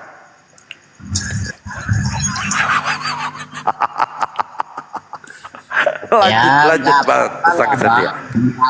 Kalau memang begitu bunyi ayatnya di dalam, ya nggak apa-apa. Ya penting kami tetap bertuhan kepada Yesus Bang. Hidup sampai mati tetap Yesus. Amin. Iya, betul. Jadi kamu harus terima dong dengan kamu tetap berpatokan bahwa Yesus Tuhan pencipta. Ya kan?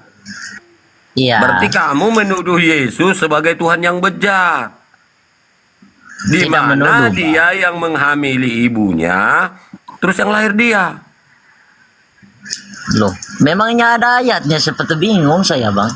Ya, karena di dalam Yesaya 54 nomor 5. Di situ dikatakan Tuhan pencipta alam lah yang menjadi suamimu. Jadi suaminya Maria Tuhan pencipta alam dong. Selamat sore teman-teman. Lalu Tuhan pencipta alam itulah yang menciptakan Maria, terus menjadikan Maria bunting sesuai dengan Yohanes 1:14. Lalu dia mengaku aku dan Bapa adalah satu, Yohanes 10:30. Konsekuensinya ya itu dia, Tuhannya tuh Tuhan kalian itu Tuhan yang bejat. Di mana dia menghamili ibunya untuk dia lahir ke dunia. Bang Lia Gusman, saya sempat dulu ini. Bang, ini Pak Munir ya? Bang 400, selamat sore. Coba naikkanlah pendeta yang lain. Naikkanlah pendeta yang Assalamualaikum. Waalaikumsalam. Pak Munir ini ya? Assalamualaikum. Ini Pak Munir? Ya. Oh, lama banget nggak muncul Pak Munir. Pacarnya Bang Arif, pacarnya Paulus ini pacarnya. Ya, Bang Wis, selamat sore. Wis. Selamat sore. Selamat sore ya. Iya, agama apa Bang? Saya Kristen. Oh, Kristen mau diskusi ya? Kalau bisa, maunya juga bisa ditanya, jangan bertanya terus. Jadi kalau bisa Iya, Bang. agama Islam, Iya, intinya mau diskusi kita ya. Ya, Bang. diskusi ya. jangan Ya, asik silakan. nyerang, tapi nanti defense kurang. Iya, silakan. Bang Dalbo apa Pak Munir? Apa sampean aja yang bernasi dulu? Silakan. Enggak, tadi saya bantu teman tadi. Itu ada Mas- Ustaz Dalboy. Mas Aldo tadi itu kan yang tadi ditanya di mana tadi? Di Galatia. Di mana tadi? Lanjut aja. Kan kita di sini semua bisa. Yang H19 Saya tadi, lagi hai bikin kopi. anak-anak di bab 19 4 ayat 19, hai anak-anakku, karena kamu akan menderita sakit bersalin lagi sampai rupa Kristus menjadi nyata di dalam kamu. Jadi di situ dikatakan, jadi firman Tuhan di Bible tuh ada tersirat dan tersurat. Nah, ini bersifat tersirat, artinya apa? Bagaimana Paulus itu merasakan seperti ibu-ibu yang bersalin atau lagi hamil, penderitaan dia alami. Dia dikejar-kejar oleh tentara Romawi, kemudian bertemu dengan penduduk-penduduk asing, kemudian dia menginjil dari antara pulau ke pulau yang lain, dia diterjang oleh badai, oleh topan, kapalnya karam. Nah, penderitaan itu yang dialami sampai nggak makan, terpencil di pulau yang tidak ada penghuninya. Itu dia merasakan seperti ibu-ibu hamil. Jadi bukan ada narasi, wah, Paulus perempuan atau laki-laki kok melahirkan banyak anak-anak. Nah, itu Gini Abang, framing, bagaimana framing, Paulus ini bisa mengetahui sakitnya melahirkan dan sakitnya itu orang hamil? Lah kan bisa, istri kita pun kalau lagi sakit pun kita lihat, kita udah bisa merasakan dia naik tangga. Iya, itu kalau yang punya misalnya istri kan Paulus mengangkat- ada enggak istrinya Pak? Jadi dia kan punya jemaat. Jemaat itu tentu ada yang dia pernah ketemukan Nanya orang ke dia tanggamu Pakai menyembuhkan data Pak, orang. pakai data kita. Bapak silakan baca satu perikopnya.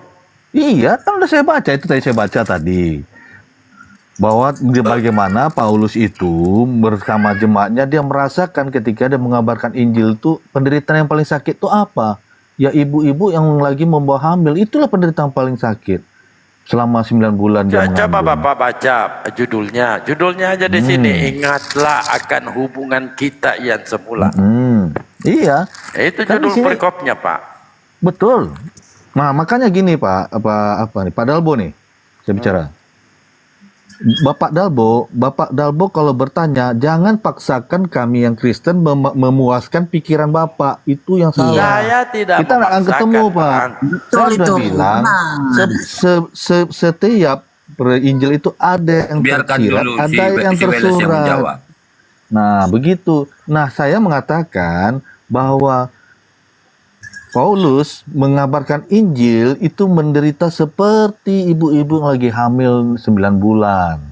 Bagaimana beratnya penderitaan mengabarkan Injil. Dia dikejar oleh tentara Romawi. Dia mengabarkan Nah, Injil, jatuh itu kapal-kapal teram. Itu dia. Dan dia Itu jawabannya, pernah Bang. jatuh di pulau-pulau terpencil, ketemu sama penduduk asing yang tidak Diam pernah dulu, mengenal Andul. Tuhan. Nanti kau sama aku juga. Nah, itulah penderitaan yang paling berat bagi manusia, itulah seperti ibu-ibu hamil 9 bulan. Makanya itu narasi yang dibawa. Tapi kalau Pak Dalbo nggak puas, itu biarlah Pak Dalbo yang nggak puas. Saya mengabarkan kepada orang-orang yang menonton di sini ada 321 orang. Begitu, Amin, Pak. haleluya. Baik. Nah di sini Anda narasikan kan tidak sesuai apa yang saya sampaikan dalam Bible itu sendiri. Bahkan saya sudah membaca Pak satu perikop ini. Nah ketika pun juga Paulus juga mengaku disalib bersama Kristus. Nah kira-kira kapan Paulus ini disalib? Di sini tercatat di dalam Galatia 2 nomor 19, sebab aku telah mati oleh hukum Taurat untuk hukum Taurat, supaya aku hidup untuk Theos. Aku telah disalibkan dengan Kristus. Nah, di sini yang melahirkan Kristus, Paulus. Lalu Anda membantah narasi seperti itu, Pak. Datanya di mana bantahannya, Pak? Dan bagaimana mungkin Paulus bisa mengetahui bahwa dia merasakan juga sebagaimana yang dirasakan oleh perempuan hamil, gitu loh. Nah, sesuatu yang mampu memberikan narasi, orang yang pernah merasakan sakitnya hamil, contoh ibu-ibu, ya wajar dia jabarkan karena dia pernah merasakan. Nah, ini Paulus pernah dia merasakan yang namanya hamil, sehingga dia mengambil satu narasi perbandingan dengan ibu-ibu yang melahirkan. Coba. Udah, Pak Dalbo. Oke, jadi kita baca yang itu di Galatia 2 ayat 19 tadi ya.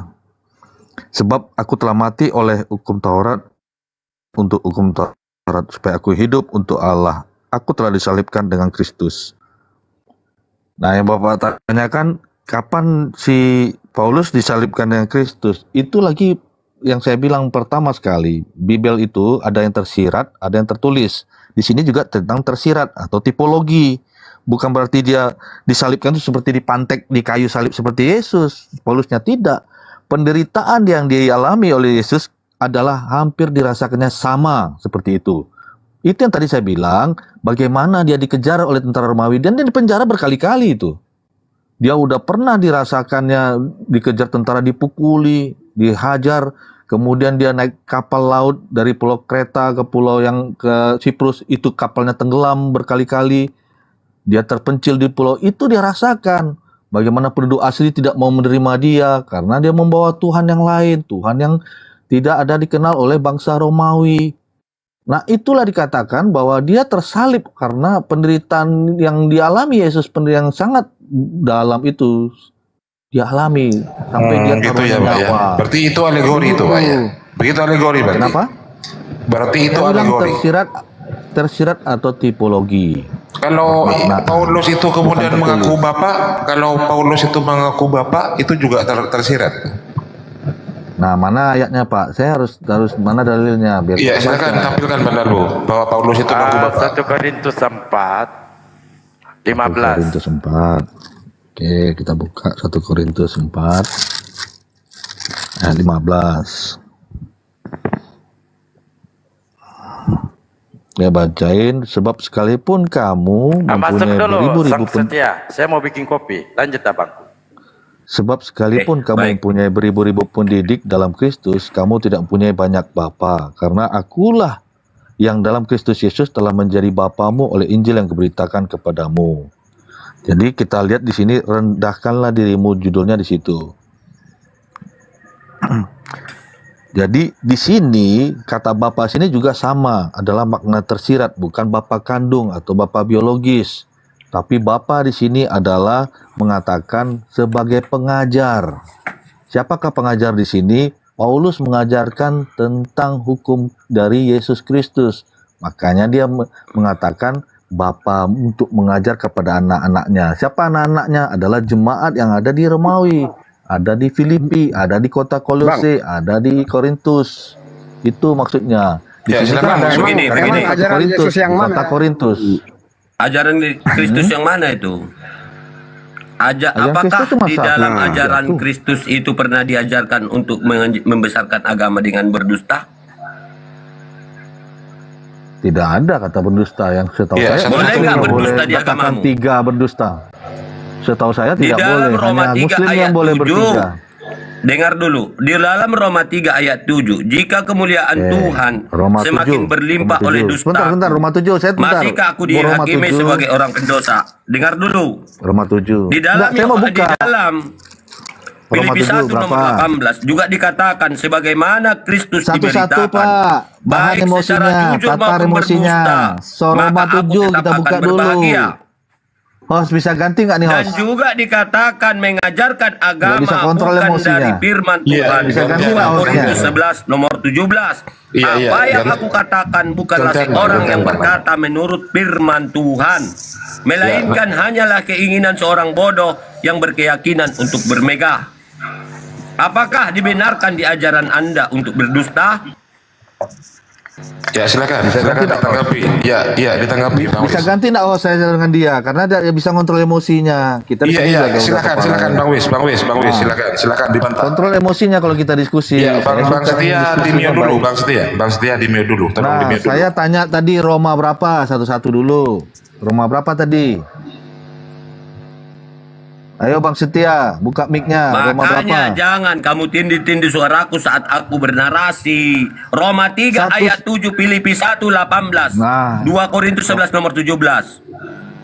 Roma 3. Ayo Roma 3, satu-satu dulu Pak. Buka mic-nya. Makanya saat aku menjelaskan, kamu nyimak yang betul. Jangan kamu tindih suara. Roma 3 nomor 7. Jika kemuliaan Tuhan semakin berlimpah oleh dustaku, masihkah aku dihakimi sebagai orang pendosa? Bukankah Yesus melarang untuk melakukan dusta sesuai dengan perkataan dia, janganlah kamu mendekati perkara dusta.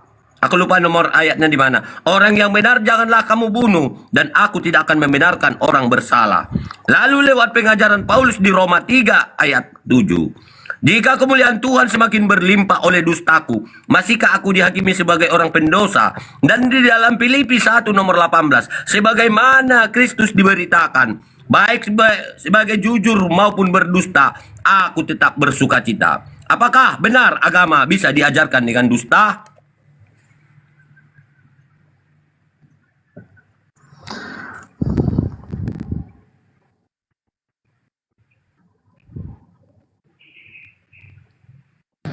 Silakan ditanggapi, Pak Wis.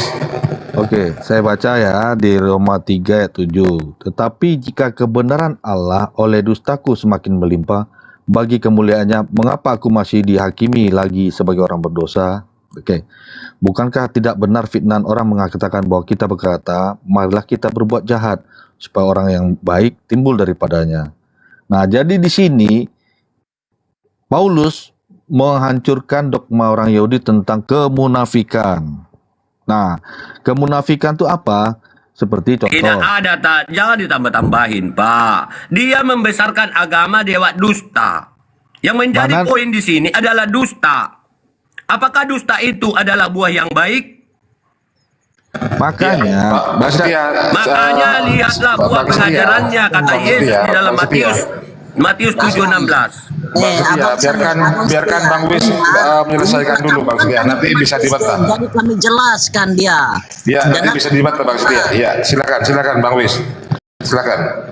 oke, saya tarik di ayat 5 ya. Kan di situ dikatakan. Tadi itu di ayat 7 saya tarik ayat 5. Tetapi jika ketidakbenaran kita menunjukkan kebenaran Allah, apakah yang akan kita katakan? Tidak adilkah Allah, aku berkata sebagai manusia, jika ia menampakkan murkanya? Sekali-kali tidak. Andaikan demikian, bagaimanakah Allah dapat menghakimi dunia? Jadi di sini menceritakan bagaimana peringkopnya atasnya itu dibaca. Kelebihan orang Yahudi dan Kristen Allah. Saya ambil contoh di Perjanjian Lama, bagaimana di Matius, Markus, Lukas, bagaimana Yesus menyembuhkan orang pada hari Sabat. Ya, itu ditentang oleh orang Yahudi. Tidak boleh menyembuhkan orang pada hari Sabat. Tapi Yesus mengatakan, bagaimana Raja Daud ketika mereka masuk ke pelataran Bait Allah memakan roti yang buat imam. Itu dilarang, tetapi mana lebih penting? Memakan kebutuhan kelaparan bagi orang Raja Daud dan tentaranya dibandingkan kebutuhan imam. Begitu juga Yesus menyelamatkan orang, menyembuhkan orang pada hari Sabat daripada tentang hari Sabatnya. Jadi di sini Paulus mau menghancurkan dogma orang Yahudi yang suka munafik. Mereka mengutamakan hukum adat dari hukum Taurat itu tanpa melihat bahwa di atas hukum Taurat itu adalah dari kasih dari Yesus. Itu yang mau dia hancurkan. Jangan pernah pertinggalkan berbohong bahwa lebih penting kasih dari Tuhan Allah daripada hukum Taurat itu. Di situ maksudnya Bapak kasih sang setia ya. Nah itu. Tetapi kalau misalnya Bapak nggak berkenan, itu kan saya nggak mau paksakan. Tapi itulah dalilnya. Baca di atasnya, kelebihan orang Yahudi dan kesetiaan Allah. Itu peringkopnya Pak. Jadi begini Pak ya. yang menjadi poin daripada pertanyaanku, apakah dibenarkan membesarkan agama dengan cara dusta? Apakah di ajaran agama Anda bisa dilakukan pembenaran dengan cara menipu dan berdusta? Sesuai dengan perkataan Yesus di dalam Matius 7:15 sampai 18. Dikatakan di sana, waspadalah terhadap nabi-nabi palsu yang datang kepadamu yang menyamar seperti domba, tetapi sesungguhnya adalah serigala yang buas. Dari buahnya lah kamu akan mengenalinya. Karena buah yang busuk tentunya berasal daripada pohon yang busuk. Ya, karena pohon yang busuk tentunya berasal daripada buah yang busuk berasal daripada pohon yang busuk. Dan pohon yang busuk, singkatnya pohon yang di dalam ayat 18 dikatakan pohon yang busuk akan ditebang dan berakhir dalam api. Sekarang Anda mengambil poin yang aku katakan di sana adalah dusta. Dusta di situ dibangun oleh Paulus untuk membesarkan agama, membesarkan kemuliaan Tuhan dengan cara berdusta. Dan juga diakuinya di dalam Filipi 1 nomor 18. Sebagaimana Kristus diberitakan, baik secara berdusta maupun secara jujur, aku tetap bersuka cita. Dan ini dibangun Paulus untuk membesarkan ketuhanan Yesus yang tidak pernah diakui Yesus sendiri. Ini dibangun untuk apa? Untuk merampok jemaat. Agar mereka mengakui keberadaan Yesus sebagai Tuhan. Coba tolong ayatnya tadi. Makanya aku bertanya sama Anda poinnya, apakah dibenarkan dusta di dalam agama Anda? Untuk membesarkan agama, poinnya dusta, Pak. Jangan Anda ke orang Israel atau Yahudi. Yang menjadi pertanyaanku, apakah dusta itu adalah buah yang baik? Jika dusta adalah buah yang baik untuk membesarkan agama, apakah itu bisa dibenarkan? Silakan dijawab. Yang ada dustanya tadi ayatnya berapa, Bang Setia? Sang Setia?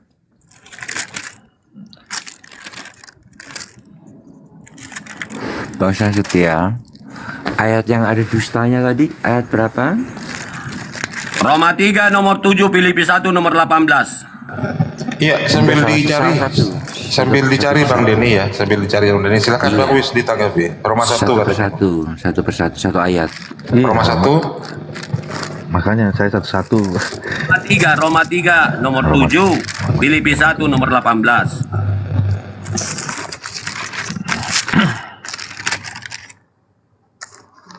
Roma 3 ayat 7. Silakan dulu Bang Wis, mungkin ada yang mau ditanggapi dulu sebelum Bang Denny. Jadi tadi sudah saya jawab tentang Roma 3 ayat 7. Di sini dikatakan bahwa bagaimana Paulus mengajarkan Injil di jemaat di Roma itu dianggap dia penipu. Karena apa? Roma itu tidak mengenal penginjilan dari Yesus. Makanya dia mencoba menentang keimanan orang Romawi sehingga dia dibilang penipu. Nah, dalam hal ini, kalau kalian menganggap saya penipu, itu urusan kalian. Tetapi saya memuliakan nama Tuhan yang saya bawa di sini. Itu maksudnya. Jadi kalau misalnya dalam hal ini, si Paulus tidak berdusta, tetapi orang menuduh dia penipu. Bagaimana mungkin ada dewa lain, ada Tuhan lain di Roma selain dewa-dewa yang mereka sembah selama ini? Dia dibilang penipu. Tapi Boleh saya jelaskan? Mungkin teman bisa nambahin, silakan. Ya, jadi gini loh ya. Roma 37 itu adalah sebuah pertanyaan. Kalau itu kan, bila itu kan kalau aku memberitakan firman Tuhan dengan kebohonganku, kenapa aku kok masih dihukum?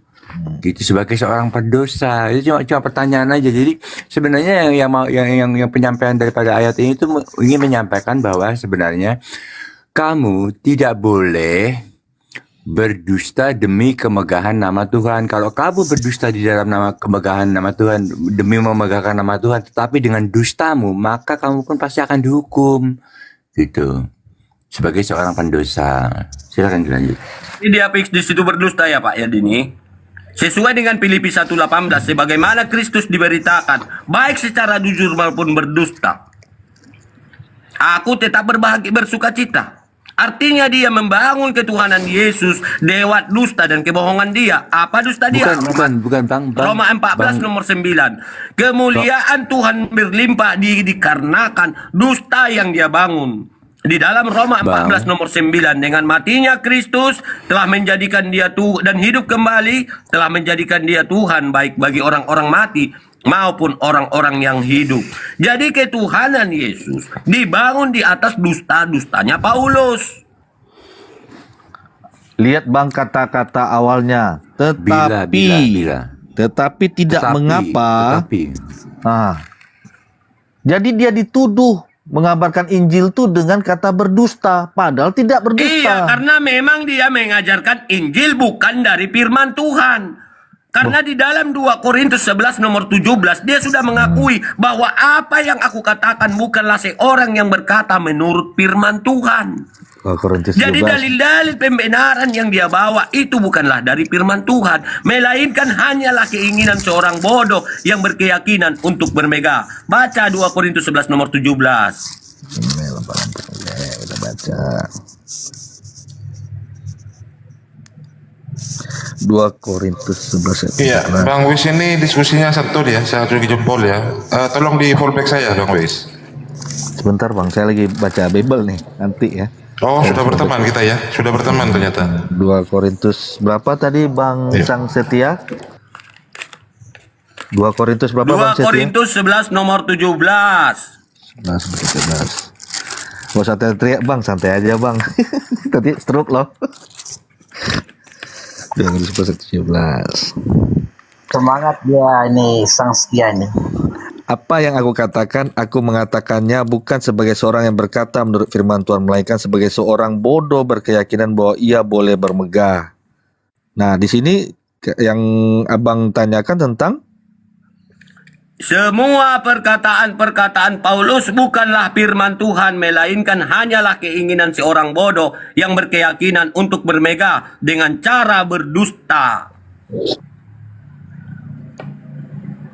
Host, di sini masih hujan, host. Nanti aku keluar dulu ya, host. Nanti naik lagi, host lah. Mau masuk, Pak Munir. Nah, gini Bang Sang Setia. Ya, ini ada hujan. Maksudnya ada hujan di sini, mau keluar dulu aku. Demi mute aja, Munir. Nah, Abang baca di ayat 16 Bang. Kuulangi lagi, jangan hendaknya ada orang yang menganggap aku bodoh. Dan jika kamu menganggap demikian, terimalah aku sebagai orang bodoh, supaya aku pun boleh bermegah sedikit. Apa yang aku katakan, aku mengatakannya bukan sebagai seorang yang berkata menurut firman Tuhan, melainkan sebagai orang bodoh yang berkeyakinan bahwa ia boleh bermegah. Jadi Bang Setia, di sini Paulus mau mengatakan bahwa dia mau bermegah terhadap firman Tuhan. Firman Tuhan tuh dia tinggikan. Dia menganggapnya dari bodoh. Saudara, apa yang aku katakan, saya belum selesai ngomong dipotong. Gimana nih, host? Menjadi poinnya, apa yang aku katakan bukanlah seorang yang berkata menurut firman Tuhan. Poin yang dia katakan di sini adalah pengakuan dirinya bahwa dia berkata-kata bukan menurut firman Tuhan. Dengar dulu orang jelas Bang Setia. Belum habis orang jelas kepotong sudah. Sang Setia biasakan diskusi. Karena dia berkata-kata lari daripada poin. Poin yang aku ambil di sini bahwa perkataan Paulus itu bukanlah firman Tuhan. Sang Setia biasakan diskusi kalem, tahan emosi, nanti stroke. Ya silakan. Iya, kau kemana-mana. Nanti Bang Darbo bisa masuk. Ya. Makanya saya yang kita buka itu kan nomor 17 ya Abang baca. Saya bawa ke angka ayat 16-nya di atasnya. Saya ulangi ya. Saya bacakan nomor 16. Kuulangi lagi, jangan hendaknya ada orang yang menganggap aku bodoh, dan jika kamu menganggap demikian, terimalah aku sebagai orang bodoh, supaya aku pun boleh bermegah sedikit. Ayat 17, ini yang abang bilang tekankan tadi. Apa yang aku katakan, aku mengatakannya bukan sebagai seorang yang berkata menurut firman Tuhan, melainkan sebagai seorang bodoh yang berkeyakinan bahwa ia boleh bermegah. Kata bermegah di sini bukan bohongnya, tapi dia memegahkan dirinya sebagai orang bodoh, mengatakan firman Tuhan itu disombongkan dia. Firman Tuhan itu di atas segala-galanya. Gitu bang, membaca peringkop firman Tuhan. Jangan satu ayat, tapi ayat 16-nya baca. Bisa Anda baca pun poin yang dari satu perikop, tidak bisa menyalahi isi daripada poin daripada ayat itu, bahwa Paulus berkata bukan menurut firman Tuhan. Begini, artinya semua karya dari Paulus, semua karangan 14 buku ya, itu semuanya merupakan kiasan semua, Bang Wis. Silakan ditanggapi. Nah, itu yang saya bilang, sang setia tidak mengerti mana yang tersirat dan tersurat. Dia harus pendalaman tentang kata-kata tersirat. Tersirat di sini, si Paulus, ini yang ketiga kali saya terang kepada Bang Setia ya. Kalau Bang Setia tidak mau dengar, silahkan. Saya mau memaksa. Saya mengajar kepada 364 orang yang mendengar ini. Di sini Paulus mengatakan dia adalah orang bodoh. Dan ketika dia mengatakan orang bodoh, firman Tuhanlah dia tinggikan, dia megahkan. Mendahului, melebihi dari yang ada tentang peraturan-peraturan yang ada di situ. Nah, di situ. Boleh silakan tambahin teman lo. Silakan, Banden. Gini loh, di ayat 16-nya itu dimulai dengan jangan ada orang yang mengira. Itu dimulainya di situ. Jadi pegang itu. Jadi 16-nya dia bilang jangan sampai ada orang yang mengira. Di 17-nya sebenarnya juga seharusnya begitu tertulis. Jangan sampai ada orang yang mengira. Silakan dilanjut. Ya, silakan masuk Bang Dalbo. Baik. Kita sharein aja ya teman-temannya. Saya membawakan satu narasi bahwa Yesus Kristus ini tidak pernah membatalkan hukum Taurat. Matius 5:17 dicatat Bandeni ya. Matius 5:17-20. Janganlah kamu menyangka bahwa aku datang untuk menandakan hukum Taurat atau kitab para nabi. Aku datang bukan untuk menandakannya, melainkan untuk menggenapinya. Karena aku berkata kepadamu, sesungguhnya selama belum lenyap langit dan bumi ini, satu iota atau satu titik pun tidak akan ditiadakan dari hukum Taurat sebelum semuanya terjadi. Lalu Paulus bertentangan ini Pak dalam Efesus 2:15, sebab dengan matinya sebagai manusia ia telah membatalkan hukum Taurat dan segala perintah dan ketentuannya. Apa dasar alasannya Paulus membatalkan hukum Taurat? Melanggar 10 perintah hukum Taurat. Jangan ada ilah-ilah lain di hadapanku. Makanya di dalam Roma 14 nomor 9, sebab untuk itulah Kristus telah mati dan hidup kembali supaya ia menjadi Tuhan. Nah, Paulus ini memang bunglong. Dia pendusta sebagaimana yang disampaikan oleh sang setia. Di mana dalilnya? Mari kita buka. Dalam 1 Korintus 9 nomor 20 kata Paulus, demikianlah bagi orang Yahudi aku menjadi seperti orang Yahudi, supaya aku memenangkan orang-orang Yahudi. Bagi orang-orang yang hidup di bawah hukum Taurat, aku menjadi seperti orang yang hidup di bawah hukum Taurat, sekalipun aku berdiri tidak hidup di bawah hukum Taurat, supaya aku dapat memenangkan mereka dan hidup di bawah hukum Taurat. Nah, ini yang dikatakan oleh Yesus dalam Matius 23:15. Celakalah kamu hai ahli-ahli Taurat dan orang-orang Farisi, hai kamu orang-orang munafik, sebab kamu mengarungi lautan, menjelajah daratan untuk untuk mentobatkan satu orang saja menjadi penganut agamamu, dan sesudah ia bertobat kamu menjadikan dia orang neraka yang 2 kali lebih jahat daripada kamu. Nah, di sini siapa yang mengarungi lautan, daratan, menjelajah daratan? Paulus. Bapak tadi sudah menjabarkan ya dalam Kisah Para Rasul 27 ayat pertama dan seterusnya. Saya membacakan ayat pertama, setelah diputuskan bahwa kami akan berlayar ke Italia. Makanya di sini Yesus mengatakan, iblislah yang menjadi bapakmu. Ya, iblislah yang menjadi bapakmu dan kamu ingin melakukan keinginan-keinginan bapakmu. Ia adalah pembunuh manusia sejak semula dan tidak hidup dalam kebenaran, sebab di dalam dia tidak ada kebenaran. Apabila ia berkata dusta, ia berkata atas kehendaknya sendiri, sebab ia adalah pendusta dan bapak segala dusta. Sekian dan terima kasih. Selamat datang terima kasih di Bang Dalbo. kebetulan. Sebelum ditanggapi oleh teman-teman dari Kristen, sekali lagi teman-teman yang ada di bawah Bani Tapping, di tap-tap layar dulu biar komalnya tidak goyah. Ya, tap-tap layar dulu dan support apologet kita, apologet Islam. Ya, lanjut Bang Wis, silakan ditanggapi. Apa Bang Denny yang mau masuk? Apa Bang Wis, silakan. Silakan. Yang poinnya di sini abang-abangku, Yesus tidak pernah membatalkan hukum Taurat, Paulus yang membatalkan. Silakan.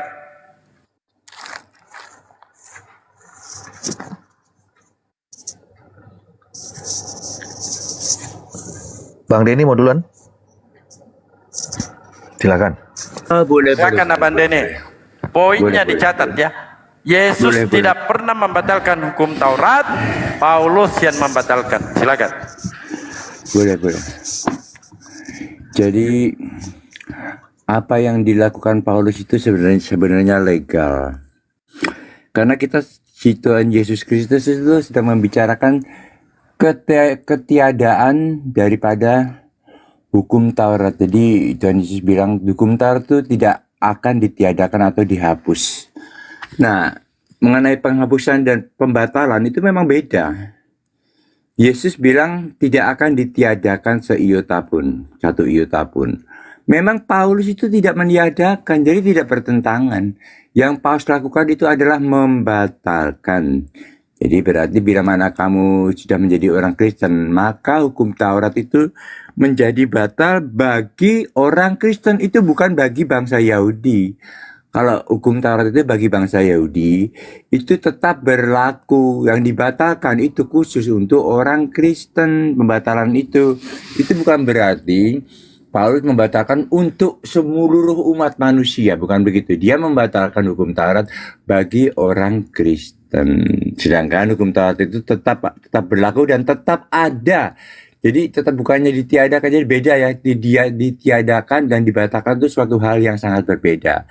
Tidak ada hubungannya sama sekali. Gitu, silakan dilanjut. Silakan Bang Wid. Bang Wid mau menambahkan? Silakan. Saya menambahkan, ada ayat mengatakan tidak ada orang yang bisa mengikuti adat orang Yahudi itu karena telah mengikuti hukum Taurat. Tidak ada yang bisa mengalahkan mereka, yaitu ahli-ahli Taurat dan imam Farisi. Nah, melalui Yesus di Matius di Yohanes 8:44, Matius berapa tadi? Yesus itu adalah kegenapan hukum Taurat. Jadi kami orang Kristen mengikut Yesus Kristus. Mengikuti Yesus itu sudah ada dalam diri Yesus. Semua perintahnya ada di situ. Karena kami yakin kami tidak akan sanggup mengikuti hukum Taurat. Mau dari hukum perintah pertama sampai perintah ke-10. Misalnya, saya ambil contoh. Janganlah engkau mengingini harta sesamamu. Janganlah engkau mengingini lembunya, ternaknya, atau apapun dimiliki samamu. Contoh paling gampang aja. Kita sama tetangga. Tetangga misalnya punya mobil. Waduh, mobilnya bagus ya. Nah, itu kita udah berdosa. Jikalau kita menginginkan, udah berdosa dalam hati. Tidak akan mungkin kita bisa mengikuti hukum Taurat tuh. Tidak ada satupun kami orang Kristen bisa mengikuti hukum Taurat. Atau lihat perempuan cantik lewat di depan, aduh, seksi banget tuh cewek. Itu udah berzina. Jangan kemana-mana. Menginginkan itu.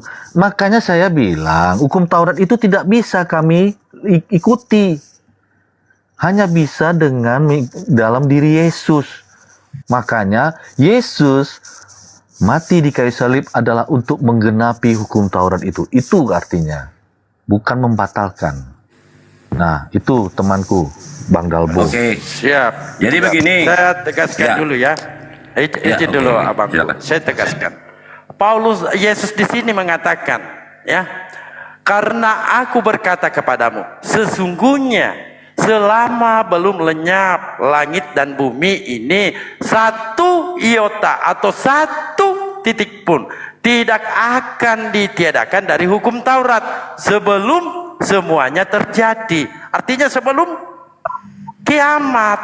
Lalu ini Pak Denny jangan dipelintir Pak Den. Di sini jelas tercatat dalam Efesus 2:15. Sebab dengan matinya sebagai manusia, ia telah membatalkan hukum Taurat dengan segala perintah dan ketentuannya. Tak ulangi. Sebab dengan matinya sebagai manusia, ia telah membatalkan hukum Taurat dengan segala perintahnya. Nah, di sini apa alasan Paulus?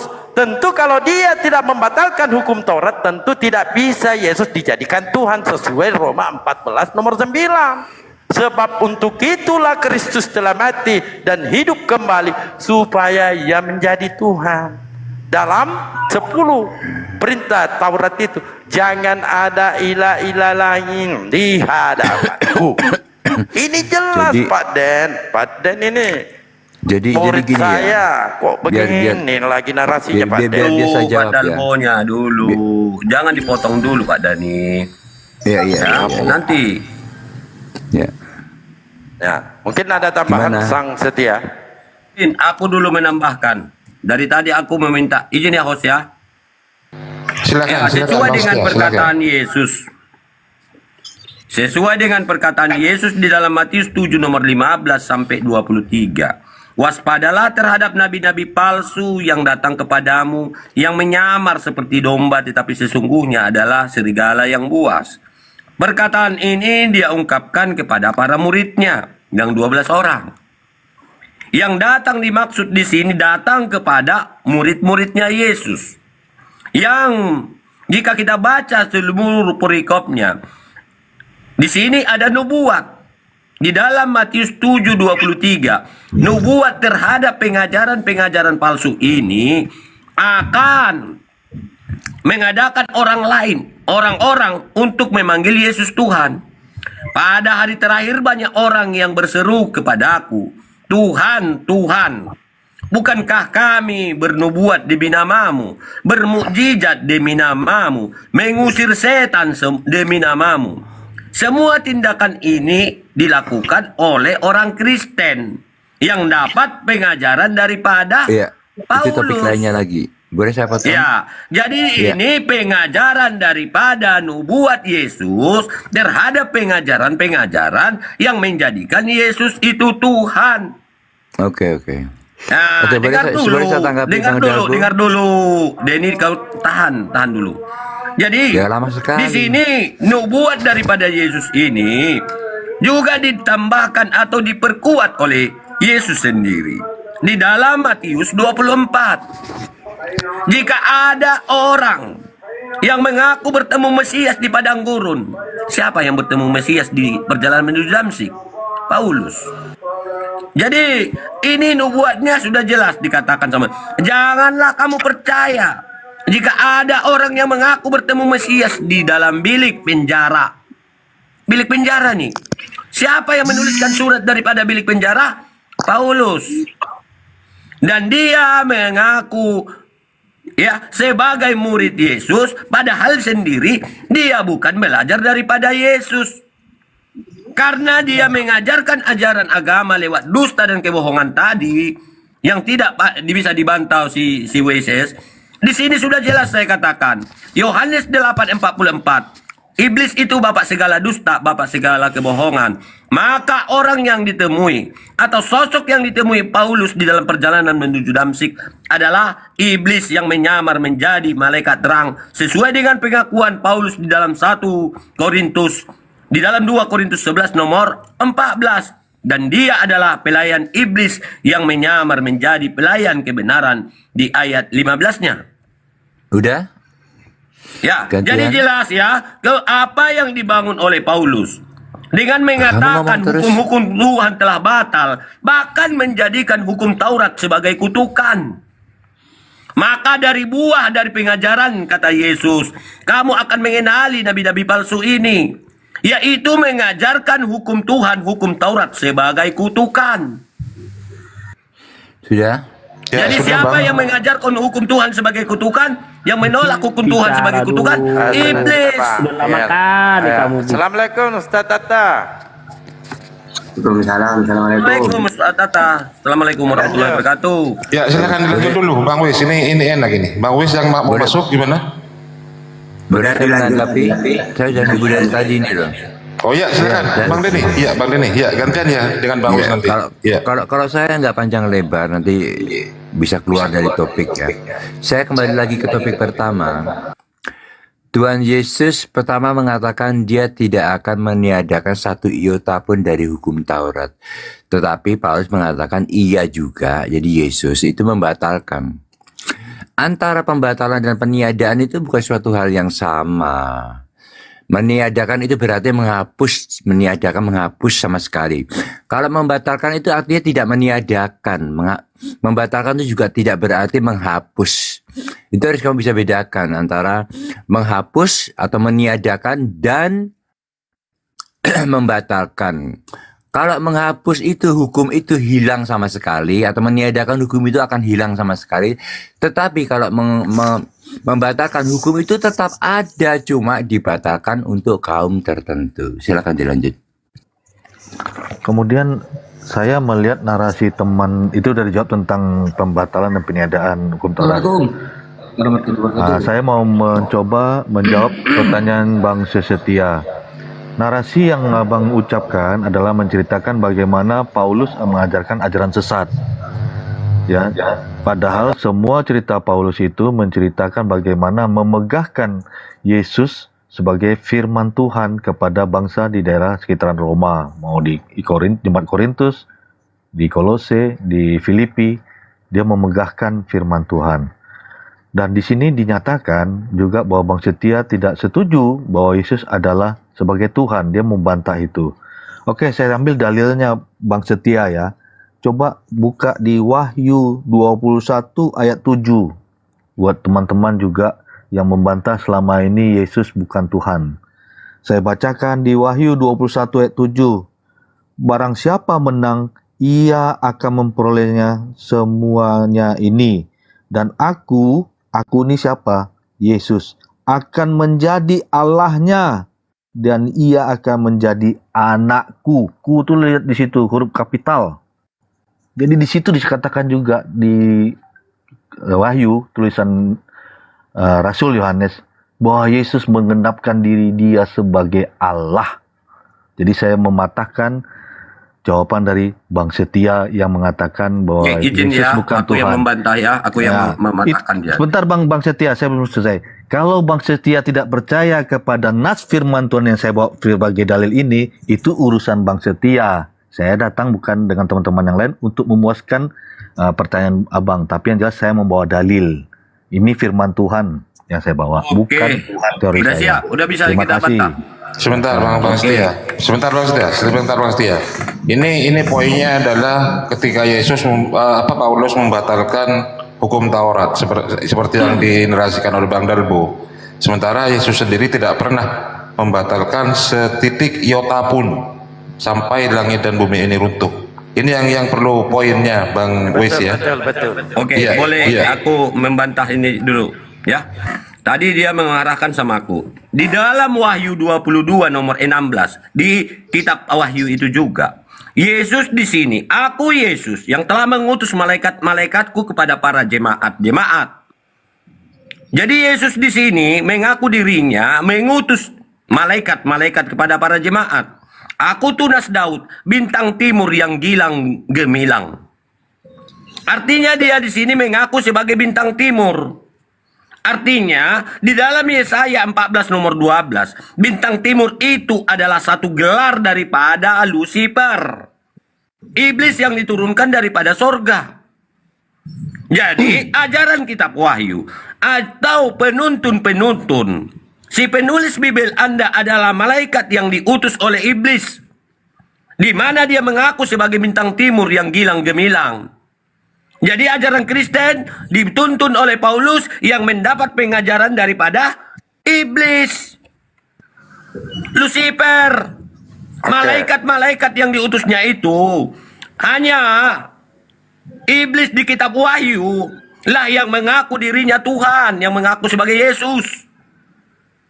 Nah, di sini Ya, poinnya Bang iblis di kitab Setia. Wahyu yang mengaku Bang Setia, dirinya sebagai dengarkan. Yesus, yang mengaku sebagai Tuhan, dan Supaya kita menjadikan dengarkan. Tuhannya dan menjadikan hukum-hukum Tuhan sebagai kutukan Satu-satu bang, satu-satu Bang Setia, bang. dengarkan. Bang dan Setia. membatalkan hukum-hukum Tuhan. Bang Setia, Ya, dengarkan lanjut, dulu Bang Dalbo.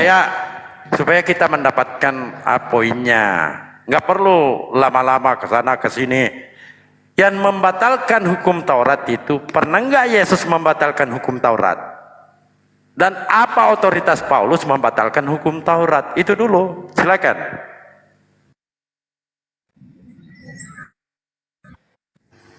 Silakan Paulus itu Banden. Ya, Paulus itu mengatasnamakan iya. Jadi Paulus itu sedang memberitakan ilham yang dia terima dari Tuhan Yesus Kristus. Maka dengan demikian ia telah membatalkan hukum Taurat. Yang dimaksud dengan ia itu adalah Kristus, bukan Paulus itu sendiri. Jadi yang membatalkan hukum Taurat itu bukan Paulus, tetapi Kristus, karena ada tertulis. Maka dengan demikian ia membatalkan hukum Taurat. Yang dimaksud ia itu adalah Kristus. Silakan dilanjut. Oke, silakan Bang Wei. Tadi sudah saya bilang, bagaimanapun kita tidak akan bisa mengikuti hukum Taurat. Tak akan ada satupun kita yang bisa mengikuti hukum Taurat itu. Mulai dari kita bangun tidur, sampai kita tidur lagi malam, tidak akan bisa. Pasti kita melakukan dosa. Dan tidak ada di antara kami sebagai orang Kristen yang bisa selamat dengan mematuhi hukum Taurat. Hanya dengan kasih darah Yesus Kristus yang telah mati di kayu salib, maka kami bisa diselamatkan. Bisa ditahirkan kembali. Itu ini sudah dimeteraikan. Pertanyaannya di sini, di mana Yesus ini membatalkan hukum Taurat? Nah, ketika Anda menarasikan itu, Taurat memang bukan untuk Anda, bukan juga untuk saya. Ya, Taurat itu untuk Bani Yakub, jemaat Yakub. Nah, di sini jelas tercatat Yesus tidak pernah membatalkan hukum Taurat. Jangankan membatalkan, Pak, satu iota, satu titik pun tidak akan ditidakkan dari hukum Taurat. Nah, tiba-tiba Paulus membatalkannya. Ini yang jadi kita bahas, ya. Di mana Yesus membatalkan hukum Taurat? Nah, kalau memang Pak Denny mengatakan iya ini adalah Yesus, yang mana yang harus kita percaya dari perkataan Yesus? Yang mana? Nah, silakan. Dua-duanya. Yang satu kita percaya dengan perkataan Yesus tentang dia tidak akan meniadakan hukum Taurat. Tetapi di lain pihak saya ya secara pribadi, saya juga percaya dengan perkataan Paulus karena Paulus itu merujuk kepada ia, yaitu kepada Kristus. Jadi bagi dari ayat itu menerangkan bahwa Kristus itu sendirilah yang membatalkan hukum Taurat.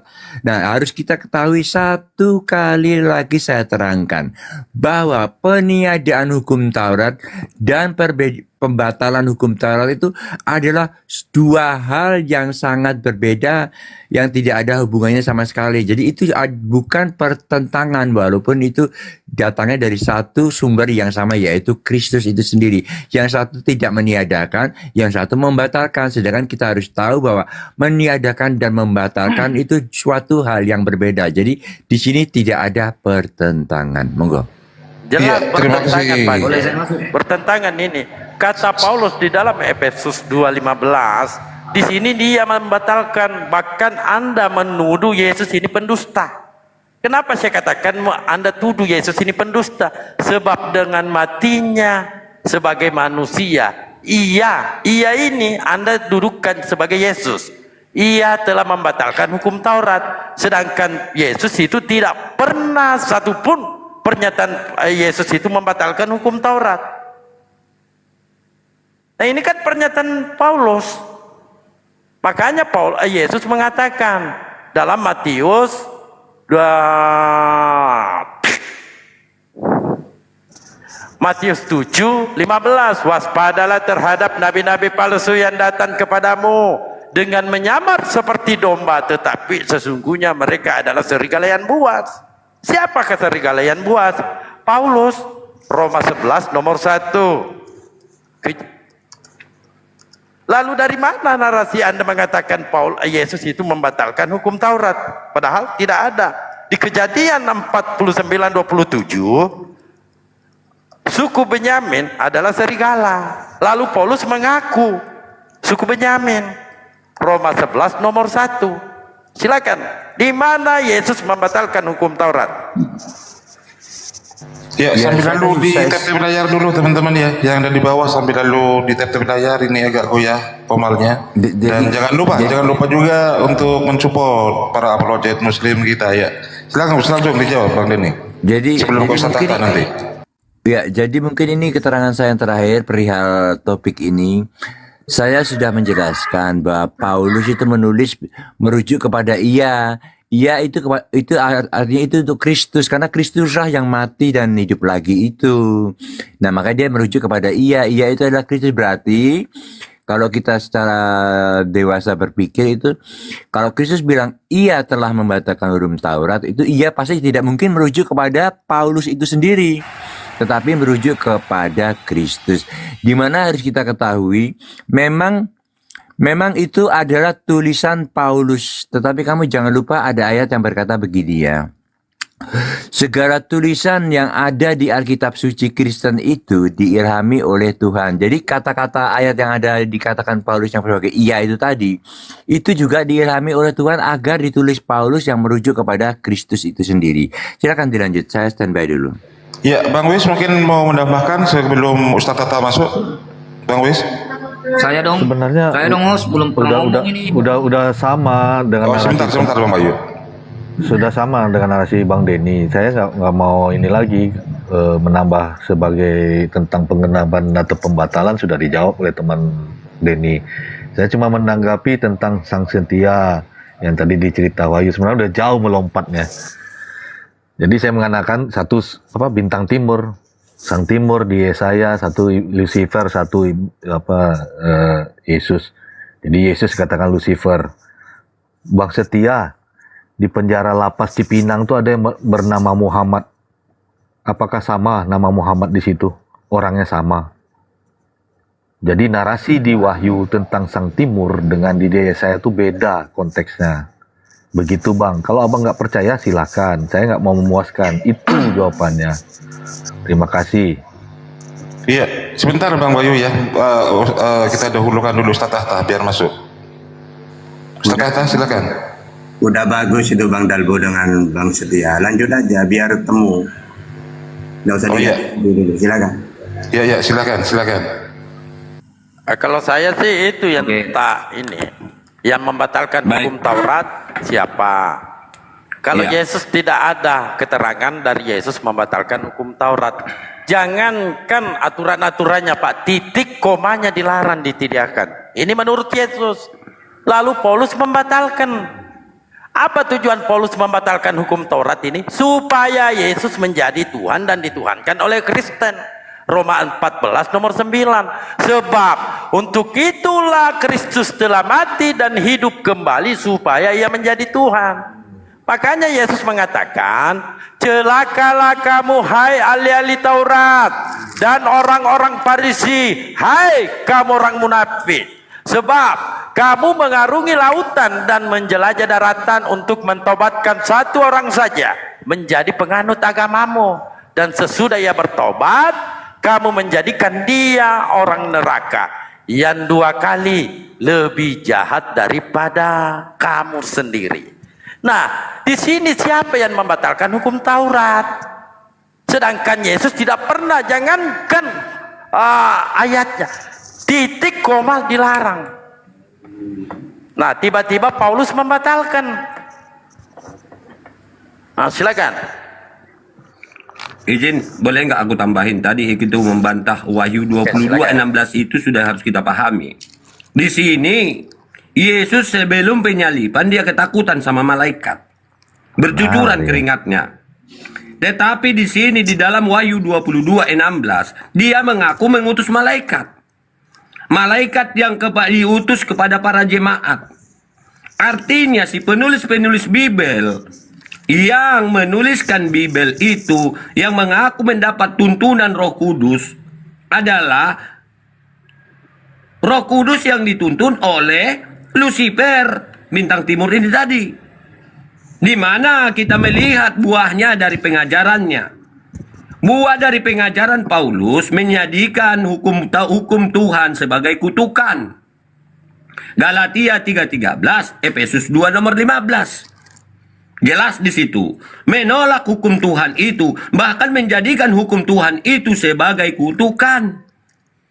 Ya, juga ingat, Yesus juga sudah mengingatkan di dalam 1 Yohanes 4 nomor 1. Saudara-saudara terkasih, tidaklah semua roh itu berasal daripada Tuhan. Maka ujilah segala roh, apakah dia berasal daripada Tuhan. Maka kita uji pengajaran daripada tuntunan Roh Kudus ini yang menjadikan dan membantah hukum-hukum Tuhan dan menjadikan hukum Taurat sebagai kutukan.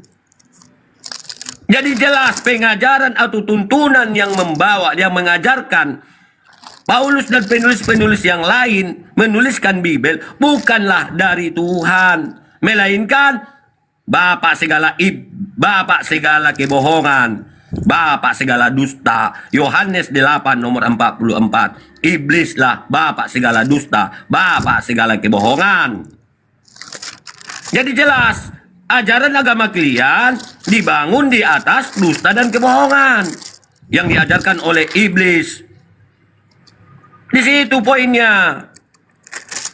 Jadi, bukanlah Yesus yang datang. Karena jika Yesus yang datang, maka dia sudah datang akan ketiga kali. Bukan 2 kali lagi. Masa dia datang sebagai roh? Gak ada dia datang atau menubuatkan dirinya akan datang sebagai roh untuk membatalkan hukum Taurat. Tidak ada itu. Ya, gimana sudah dalilnya? Ya, sudah Bang Setia ya. Lanjut. Ya, teman-teman, satu slot ini yang kosong ini untuk teman-teman Kristen. Jadi yang Muslim jangan naik dulu. Yang Muslim jangan naik dulu. Silakan dilanjut, Bang Wis. Kalau ada teman Kristen yang lain silakan naik. Ini satu slot kosong ini khusus buat teman-teman Kristen. Ya, silakan dilanjut, Bang Wis.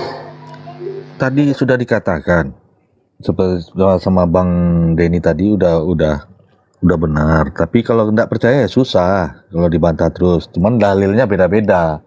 Lari ke tentang nabi-nabi palsu atau guru-guru palsu. Jadi saya mau kasih tahu buat teman-temanku di sini ya.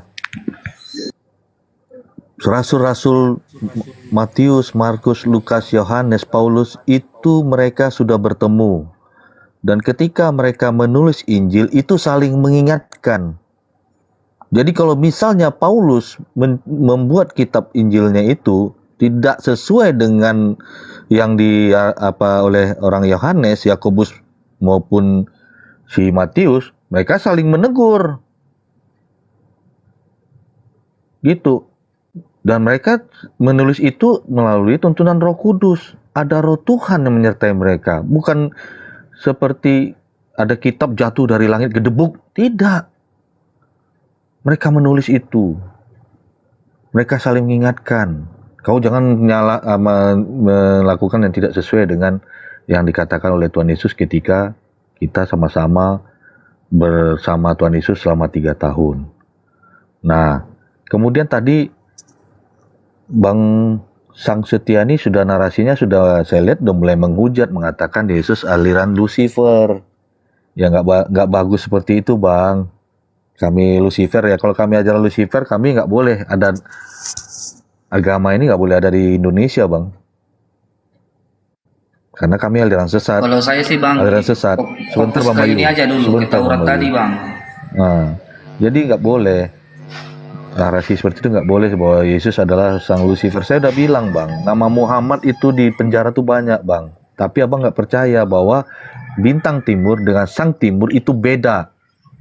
Tapi Abang mau paksain narasi Abang kepada kedua ayat Wahyu dengan Yesaya itu beda, saya bilang. Saya udah ambil contohnya. Tapi kalau abang nggak percaya silahkan, itu urusan abang. Nah, terus saya mau menjawab lagi tentang yang kata Bang Dalbo. Ada lebih sesat lagi orang ini. Itu kepada pengajar atau nabi-nabi palsu. Nah, dia menarasikan Bang Dalbo ini adalah Paulus adalah nabi palsu. Saya udah bilang tadi awalnya, Simon Petrus, Yohanes, Yakobus, Lukas dengan Paulus itu mereka bertemu. Dan mereka sudah memberi arahan bahwa tidak boleh ada yang bertentangan dengan ajaran Yesus. Jadi Paulus menceritakan penginjilannya itu sudah sepengetahuan dari Simon Petrus, Yohanes, Yakobus, dan murid-murid yang lainnya. Kisah para Rasul tuh ada 3 di situ yang menulis, yaitu Lukas, Simon Petrus, dan Paulus. Di Kisah Para Rasul. Itu contohnya. Oke, Bang Denny silakan tambah. Sekian dari saya dulu. Ya, atau Bang Aldo. Bang Aldo dari tadi diam, pihak Kristen. Silakan Bang Aldo NTT. Bang Aldo NTT, dibuka mute-nya, Bang. Ya, halo. Iya, silakan kalau mau menambahkan. Ya, saya serahkan kepada Abang Denisa, soalnya aku ini satu HP saja tidak bisa membuka ayat. Oh iya, silakan Bang Denny. Sebelum ke Ya, umat Islam. tadi satu kali lagi saya mau pamit habis ini. Satu kali lagi ya supaya jangan sampai ada yang biasa aja, Pak. ada yang salah kaprah begini. Satu kali lagi saya jelaskan. Itu ada perbedaan antara peniadaan dan pembatalan, itu bukan suatu hal yang sama. Kita harus ketahui itu aja. Jadi perbedaan itu peniadaan itu suatu hal yang berbeda, maka hukum itu akan hilang. Sedangkan pembatalan itu doubling akan hilang. Sedangkan pembatalan itu doubling Bang Wis, coba di mute Bang Wis. Doubling Bang Wis. Doubling Bang Wis, coba Gak bisa di mute, di mute Bang Wis. Doubling Bang Wis. Atau turun dulu Abang, baru naik kembali.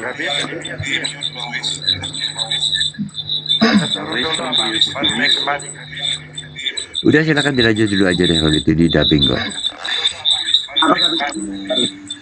Udah silakan dilanjut dulu aja deh. Siapa yang dubbing? Turunkan dulu baru naikkan lagi. Enggak, kenapa nggak bisa di mute? Ya nggak bisa di mute. Gak bisa Ustaz. Coba Ustaz mute. Kenapa? Ya diturunkan dulu baru naik lagi. Jaringannya mungkin itu. Kenapa? Ya diturunkan dulu baru naik lagi. Jaringannya mungkin itu. Turunkan dulu baru naikkan lagi host. Kalau turun takut malah nggak naik gini Bang. Dulu baru naikkan lagi host. Ini terus itu jadi. Baik, saya lanjutkan ya. Biar tunggu dulu biar saya selesaikan dulu. Jadi satu kali lagi itu ada perbedaan antara peniadaan dan pembatalan. Pembatalan dan peniadaan itu bukan suatu hal yang sama dan di situ tidak ada pertentangan. Kalau peniadaan itu berarti hukumnya akan hilang sama sekali. Tetapi kalau pembatalan itu hukumnya tetap ada. Jadi suatu hal yang berbeda. Silakan dilanjut. Baik, saya tetap di pembatalannya ya. Karena Yesus tidak pernah membatalkan hukum Taurat. Lalu di Roma 3:28, di sini dikatakan, kata Paulus ini, karena kami yakin bahwa manusia dibenarkan karena iman dan bukan karena ia melakukan hukum Taurat. Sedangkan Yakobus mengatakan, iman tanpa perbuatan pada hakikatnya adalah mati. Itu jelas itu.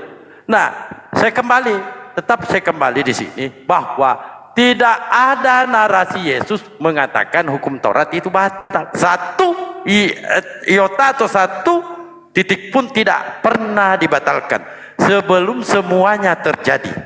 Lalu dari mana Paulus ini membatalkan hukum Taurat? Ketika Yesus mengatakan, janganlah kamu menyebut siapapun Bapa di bumi ini, karena hanya satu Bapa, yaitu Dia yang di sorga. Paulus mengaku Bapa dalam 1 Korintus 4:15, akulah Bapakmu yang ada di dalam Yesus Kristus.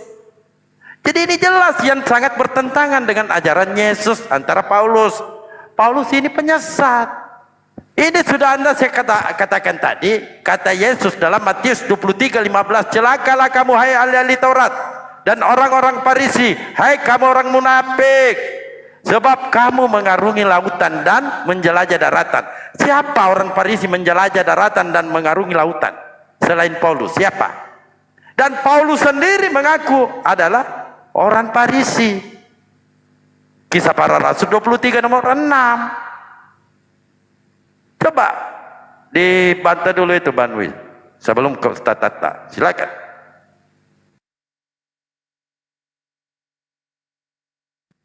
Halo? Ya, Bang Wis. Dibuka mute-nya, Bang Wis. Bisa saya tambah Bang Dalbo, host? Silakan tambah. Ya, silakan. Iya, teman-teman Kristen yang ada di bawah, ini ada 2 slot kosong untuk teman-teman Kristen ya. Silakan minta pengajuan naik di multi atau ketik naik gitu ya. Bang Denny sudah kabur ini. Ya, lanjut.